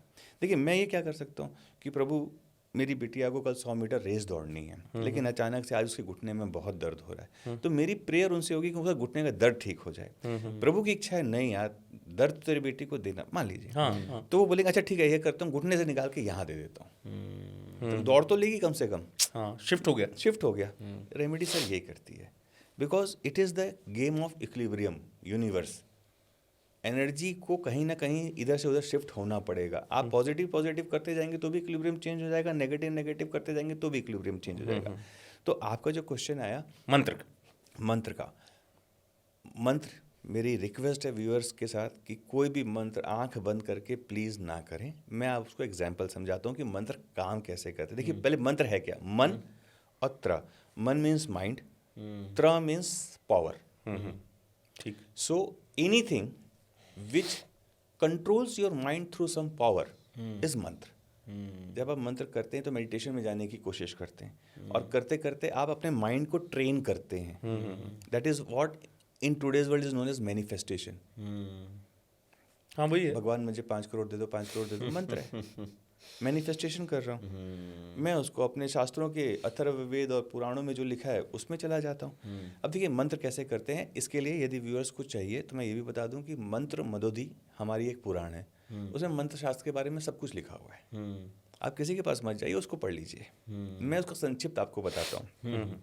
कोई भी मंत्र होगा तो उसमें शब्दों का खेल होगा और अक्षरों का खेल होगा। सिंपल मंत्र, सबसे अच्छा, सबसे प्यारा ओम नमः शिवाय। ठीक है, नमः शिवाय जो है ये हमारे पंचाक्षरी मंत्र में आता है। न म शि वा य, पंचाक्षरी मंत्र हो गया। काम कैसे करेगा ये, यदि हम उसको ओम हटा दें, क्योंकि ओम एक जेनरिक वर्ड होता है, मंत्र है नमः शिवाय, तो ये मेरा जो है पंचाक्षरी मंत्र, इसमें मैंने 5 अक्षर हैं, 2 शब्द हैं। नमः शिवाय, ओम ले लेता हूँ तो 3 शब्द हैं। ठीक है, तो ये मंत्र तीसरे घर से एनर्जी लेगा। जातक जो इसको रिसाइट कर रहा है उसकी कुंडली के तीसरे घर से एनर्जी लेगा और पहुंचाएगा 5वें घर पे, क्योंकि 5 अक्षर हैं। तीसरे से 5वें का जो गैप बनेगा वहां से ये डिसाइड होगा कि मंत्र का देवता कहाँ बैठेगा। जैसे ओम नमो नारायणाय, ठीक है, ओम नमो नारायणाय करेंगे तो ये 3 शब्द होता है और 8 सिलेबल मीन्स अक्षर हो गए। तो तीसरे घर से एनर्जी लेगा, 8वें घर में पहुंचाएगा। तो डिफरेंस आता है 3 4 5 6 7 8, 6 घर का। 8वें से 6 गिनना चालू कीजिए तो 8 9 10 11 12 1 होता है लग्न। लग्न हो गया। हाँ ठीक है, तो विष्णु कहाँ बैठेंगे, आपके लग्न में बैठेंगे। एनर्जी कहाँ से लेंगे, थर्ड से लेंगे। किसको देंगे, 8वें को देंगे। 8वां घर होता है बाधक, लॉन्जिविटी का हाउस, आपकी आयु। तो जब आपने ओम नमो नारायणाय का जप करना चालू किया तो तीसरे घर से एनर्जी सक होगी, 8th में पहुंचेगी, देवता बैठेगा लग्न में। माने हर मंत्र का एक देवता होता है, वो बैठेंगे लग्न में। तो जब हरि खुद लग्न में बैठ गए और 8वें में आयु को देख लिया, अब आपको कौन फेल करेगा। इसीलिए जब आप बड़ी बीमारियों में फंसते हैं तो आपको हमेशा विष्णु के पास भेज दिया जाता है। पालन करता है, सस्टेनेंस। ये मंत्रों का, आप ऐसे कोई भी मंत्र पे जाए। अब मैं आपको बताता हूँ, ओम, हाँ, घृणी, सूर्यादित्य, ये सूर्य भगवान का सबसे बेटर मंत्र है। अब यहाँ पे खेल है उच्चारण का। हम कोई भी मंत्र कर सकते हैं लेकिन हमें उसका उच्चारण नहीं पता होता। और दीक्षा में होता क्या है, गुरु आपके कान में आके सिर्फ मंत्र को उच्चारण कैसे करना है ये बताता है। हो सकता है वो मंत्र गायत्री मंत्र ही क्यों ना हो, कुछ लेकिन वो आपके कान में जब बोलते हैं तो आप उसकी ध्वनि को सुन लेते हैं कि अच्छा गुरु ने ऐसे बोला था, और फिर आप बस वही जप करते हैं जैसा उन्होंने कहा था। ऐसा नहीं कि यूट्यूब में आपको कौन बता रहा है या टीवी में कौन बता रहा है। तो एक मंत्र है ओम घृणी सूर्यादित्य, ये 3 अक्षरों का शब्द है। इसमें फिर से 8 सिलेबल बनते हैं। अब मैं आपको उसको 2 तरीके से पढ़ के बताता हूँ। एक है ओम घृणी सूर्यादित्य, इसमें 8 अक्षर बनेंगे। ठीक है, अगेन तीसरे घर से एनर्जी उठाएगा, 8वें घर में लेके जाएगा। इष्ट का देवता सन लग्न में बैठेगा, सोल, आत्मा। Sun in the first house is always awesome. अब मैं इसी मंत्र को पढ़ता हूँ, ओम घृणी सूर्यादित्य, सूर्याय आदित्य, इसको अलग अलग पढ़ा तो 3 शब्द के बदले अब ये 4 शब्द हो गए। अक्षर 8 ही रहे तो 4 से एनर्जी निकलेगी 4th हाउस से, 8th में जाएगी। दोनों के बीच में डिफरेंस आएगा 4 का। तो 8 9 10 11 12 माने इष्ट कहाँ बैठेगा, 12वें में। 12वें हाउस में सूर्य यदि बैठा तो उसको मारक स्थान लग जाएगा। एक ही मंत्र था, ओम घृणी सूर्यादित्य ओम गृणी सूर्याय आदित्य, मंत्र वही है लेकिन उच्चारण दो अलग अलग लोगों ने अलग अलग तरीके से किया। एक ने सूर्य को अपने लग्न में बैठाया, एक ने सूर्य को अपने 12वें घर में बैठाया, और 12वें घर में सूर्य को मारक स्थान पे माना जाता है, जहाँ पे वो नीच का हो जाता है। और 12वां हाउस होता है लॉस का, एक्सीडेंट्स का, मृत्यु भी। तो आपने जैसे हमारी अभी चर्चा हो रही थी पॉडकास्ट से पहले, आपने कहा कि एक व्यक्ति ने गलत मंत्र का उच्चारण किया और उसकी मृत्यु तक हो गई। And this is the example, तो ये मंत्र का एग्जांपल है। हाँ, तो इसीलिए दर्शकों से ये मतलब गुजारिश भी करेंगे कि मंत्र जो है वो बेसिकली थोड़ा सा मतलब यहाँ पे चीज़ वो हो जाएगी, लेकिन कहा जाता है जैसे मैंने जो सुना है, आप करेक्ट करिएगा इफ़ आई एम रॉन्ग, कि ब्रह्मास्त्र, पशुपतास्त्र, ये क्या होते थे? ये कह रहे कि कोई फिजिकल फॉर्म में हथियार नहीं होते थे, ये बेसिकली मंत्र ही होते थे। और मंत्र उच्चारित करके एक दिशा की ओर उसको सरसंधान किया जाता था, और जो उसके साथ आपकी इच्छा होती थी उसका विध्वंस वहां देखने को मिलता था। तो मंत्रों में हमारे इतना पावर है, और ऋषि मुनि ऐसे कई सैकड़ों मंत्र जो है वो बनाकर वो उसको करके अभिमंत्रित करके गए। अब उसको हम अगर जीवित करेंगे बोलकर, तो वो अगर सही उच्चारण होगा तो उसका लाभ होगा या उसका विध्वंस भी हो सकता है। सर इसीलिए मंत्र बहुत इम्पोर्टेंट है कि किसी गुरु की शरण में ही लिया जाए और दिया जाए। इसीलिए मैं जैसे, और ज्योतिषाचार्य भी मंत्र दे आपको तो सर नहीं, हाँ, वो फिर देखिए, मैं वही बोला, चलिए मान लीजिए आप सही भी पढ़ रहे हैं जी, यही ओम गृणी सूर्य आदित्य में पकड़ता हूँ, तो यदि आप सही भी पढ़ रहे हैं तो मैं तीसरे घर से एनर्जी ले रहा हूँ, 8वें में दे रहा हूँ, सूर्य भगवान मेरे लग्न में बैठ रहे हैं, आत्मा सोल बीज मंत्र रम।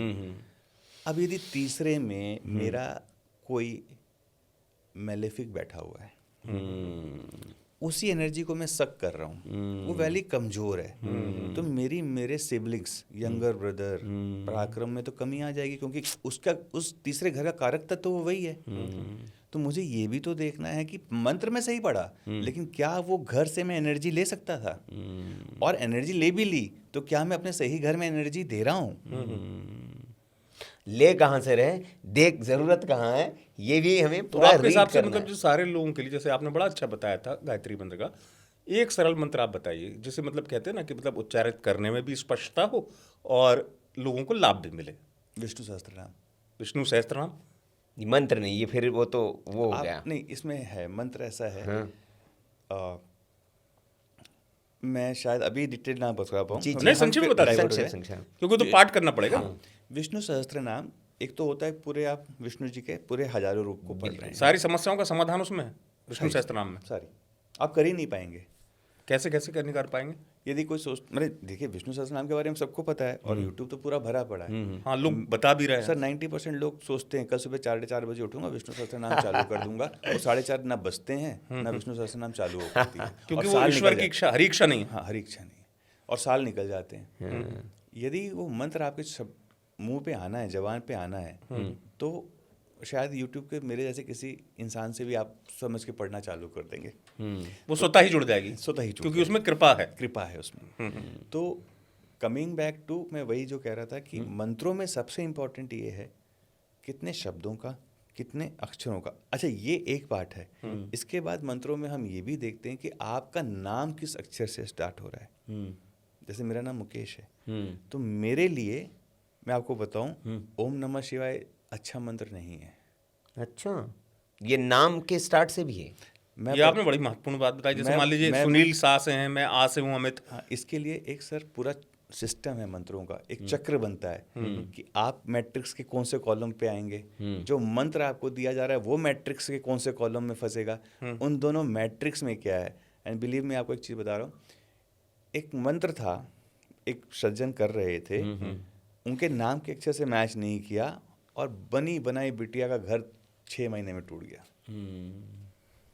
नहीं तो मतलब ये अपने आप में वही है ना, इसलिए मैंने शायद सवाल पूछा था कि एक जो ये बड़ा है, क्योंकि इसको बैठेंगे तो मैं आपको नहीं, अलग हम लोग चर्चा करेंगे। नहीं, बिल्कुल करेंगे। और इसको मैं थोड़ा सा फिर अगले हम आते हैं जो दोष है, और हाँ, वो ज़्यादा महत्वपूर्ण वही सुनना चाहते हैं। इसमें मैं बस एक प्रश्न मेरा है कि मैंने ये सुना है कि राम रक्षा स्तोत्र, ये बताते कि ये अगर आपने कर लिया तो ये सारी सिद्धियों को प्राप्त, आपको सारी सिद्धियां प्राप्त हो सकती है, ऐसा कुछ? सर सिद्धियाँ लेनी क्यों है? नहीं, मतलब मैं पूछ रहा हूँ, जैसे कई लोग कहते हैं कि राम रक्षा स्तोत्र कर लीजिए तो सिद्धियां आपको मिल जाएंगी। सर देखिए, यत कंठे दधारये। आज की डेट में माँ है ना, कभी बगुलामुखी, कभी देश तंत्र मंत्र। जी जी जी मैंने अपने पॉडकास्ट में कहा था जी। कि आप ना दुर्गा सप्तशती नहीं पढ़ सकते, बगलामुखी तो आप छोड़ दो, तारा माँ, साधना, दिस एंड दैट छोड़ दो, आप दुर्गा सप्तशती पढ़ लो चलो, और वही एनर्जी आप अपने बॉडी में कंज्यूम करके दिखा दो मुझे। आप नहीं कर पाओगे यदि आप दुर्गा सप्तशती को सही तरीके से पढ़ोगे तो। हाँ, बिल्कुल सच बात है। मैं पढ़ने के लिए नहीं, नहीं इसलिए मतलब मैंने बहुत अच्छे, मैं कह रहा हूँ आप राम रक्षा स्तोत्र तक मत जाइए। नाम जप में राम का नाम, शिव को राम। अच्छा, अब मैं आपसे खुद ही क्वेश्चन पूछ लेता हूँ, शिव शमशान में क्यों बसते हैं? कि राम नाम सत्य का वहाँ गुंजायमान होता है, इसलिए। देखिए, शिव का सबसे बड़े प्रिय नाम, प्रिय दोस्त जो है, हाँ, वो राम। विष्णु है। हाँ अब ना वो जब सृष्टि में आए तो उन्होंने खोजना चालू किया, मेरा दोस्त कहाँ है। हाँ इधर देखा तो नहीं मिले, उधर देखा तो नहीं मिले, फिर देखा यार यहाँ इस रास्ते पे जब जाते हैं ना तो बड़ा राम राम राम राम हो रहा होता है, तो उन्होंने उस रास्ते को फॉलो किया। तो देखा ये रास्ता तो साला मेरे तरफ ही आता है। तो देखे तो शमशान है, बोले यहीं बस जाओ भाई, यहीं सबसे ज्यादा राम नाम है, यहीं मेरा दोस्त विष्णु है। तो जैसा सर ने कहा राम रक्षा स्तोत्र, मैं बोलता हूँ सर आप वहां तक भी मत जाओ, आप सिर्फ राम का नाम जप कर लो। श्री राम जय जय राम बोलने में भी उतना ही, सीताराम श्री हाँ, राम, जय सीताराम बोले, लेकिन संत कहते हैं ये इतना बात। आसान हमको चाहिए नहीं क्योंकि ना, श्री राम जय राम विजय मंत्र है। इतना आसान सर चाहिए नहीं, ये बात बहुत, इतना आसान चाहिए नहीं ना, मेरे ये को तो एक कॉम्प्लेक्स मार्के चाहिए। की बात बोल दी आपने। कॉम्प्लेक्स, आप थोड़ा दारू, इत्र, 87, लाल, पीला, नीला कुछ कराइए, यहाँ वहाँ कहीं कुछ लिखवा दीजिए मेरे से, तब तो मजा है। तब लगेगा कि अच्छा उपाय बताया। घुटने पे भी लिखना राम है। लिखने बोल दीजिए, यहाँ पे राम लिखने बोल दीजिए ना, बट यहीं पे लिखवा दी कोई स्विच वर्ड, अभी लिखा दिया जाए करोड़पति बनना है मेरे को। देयर इज एन ऑर्गेनाइजेशन, एक बैंक है, उस बैंक का नाम है शायद राम रक्षा ही बैंक है या राम नाम बैंक है। आप क्या है, ऑनलाइन लिखिए, कॉपी में लिखिए, कॉपी राम लिखने नाम के बाद- बैंक है वो। राम नाम बैंक है, हाँ। उनको जमा कर दीजिए, आपकी कॉपी काशी पहुंच जाती है, अयोध्या पहुंच जाती है, सारे पुण्य आपको मिल जाते हैं। लेकिन करेगा कौन, क्वेश्चन तो ये है।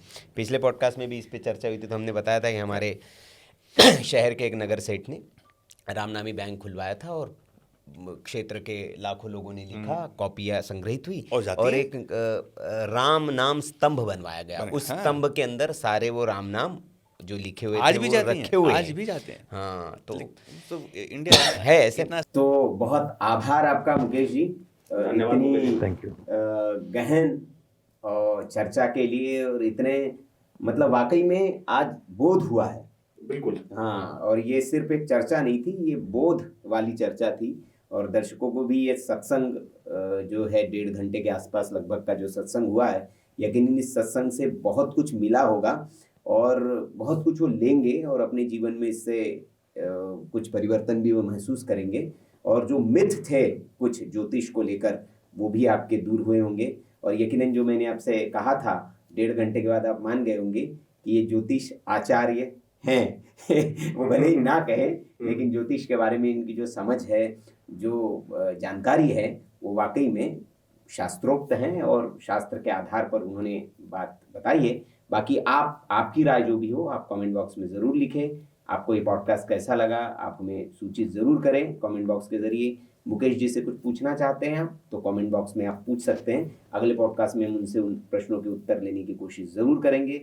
डिस्क्रिप्शन में मुकेश जी का अगर वो परमिशन देंगे हमें, तो हम नंबर ज़रूर डाल देंगे, ताकि उनसे कुछ सीधे आपके प्रश्न हों तो आप वो भी पूछ पाएँ। अगर वो परमिशन दे तो डालेंगे हम, मतलब हाँ, उनसे पूछने के बाद। और बाकी और किसी को आप देखना चाहते हैं इस पॉडकास्ट में, सत्संग उनके साथ सुनना चाहते हैं, तो हमें लिखें, तो कोशिश करेंगे अगर वो आएँ तो ज़रूर हम उनको लेके आएंगे। और इतने देर तक सुनने के लिए आपका बहुत बहुत आभार मुकेश जी, आभार, नमस्कार। Thank you.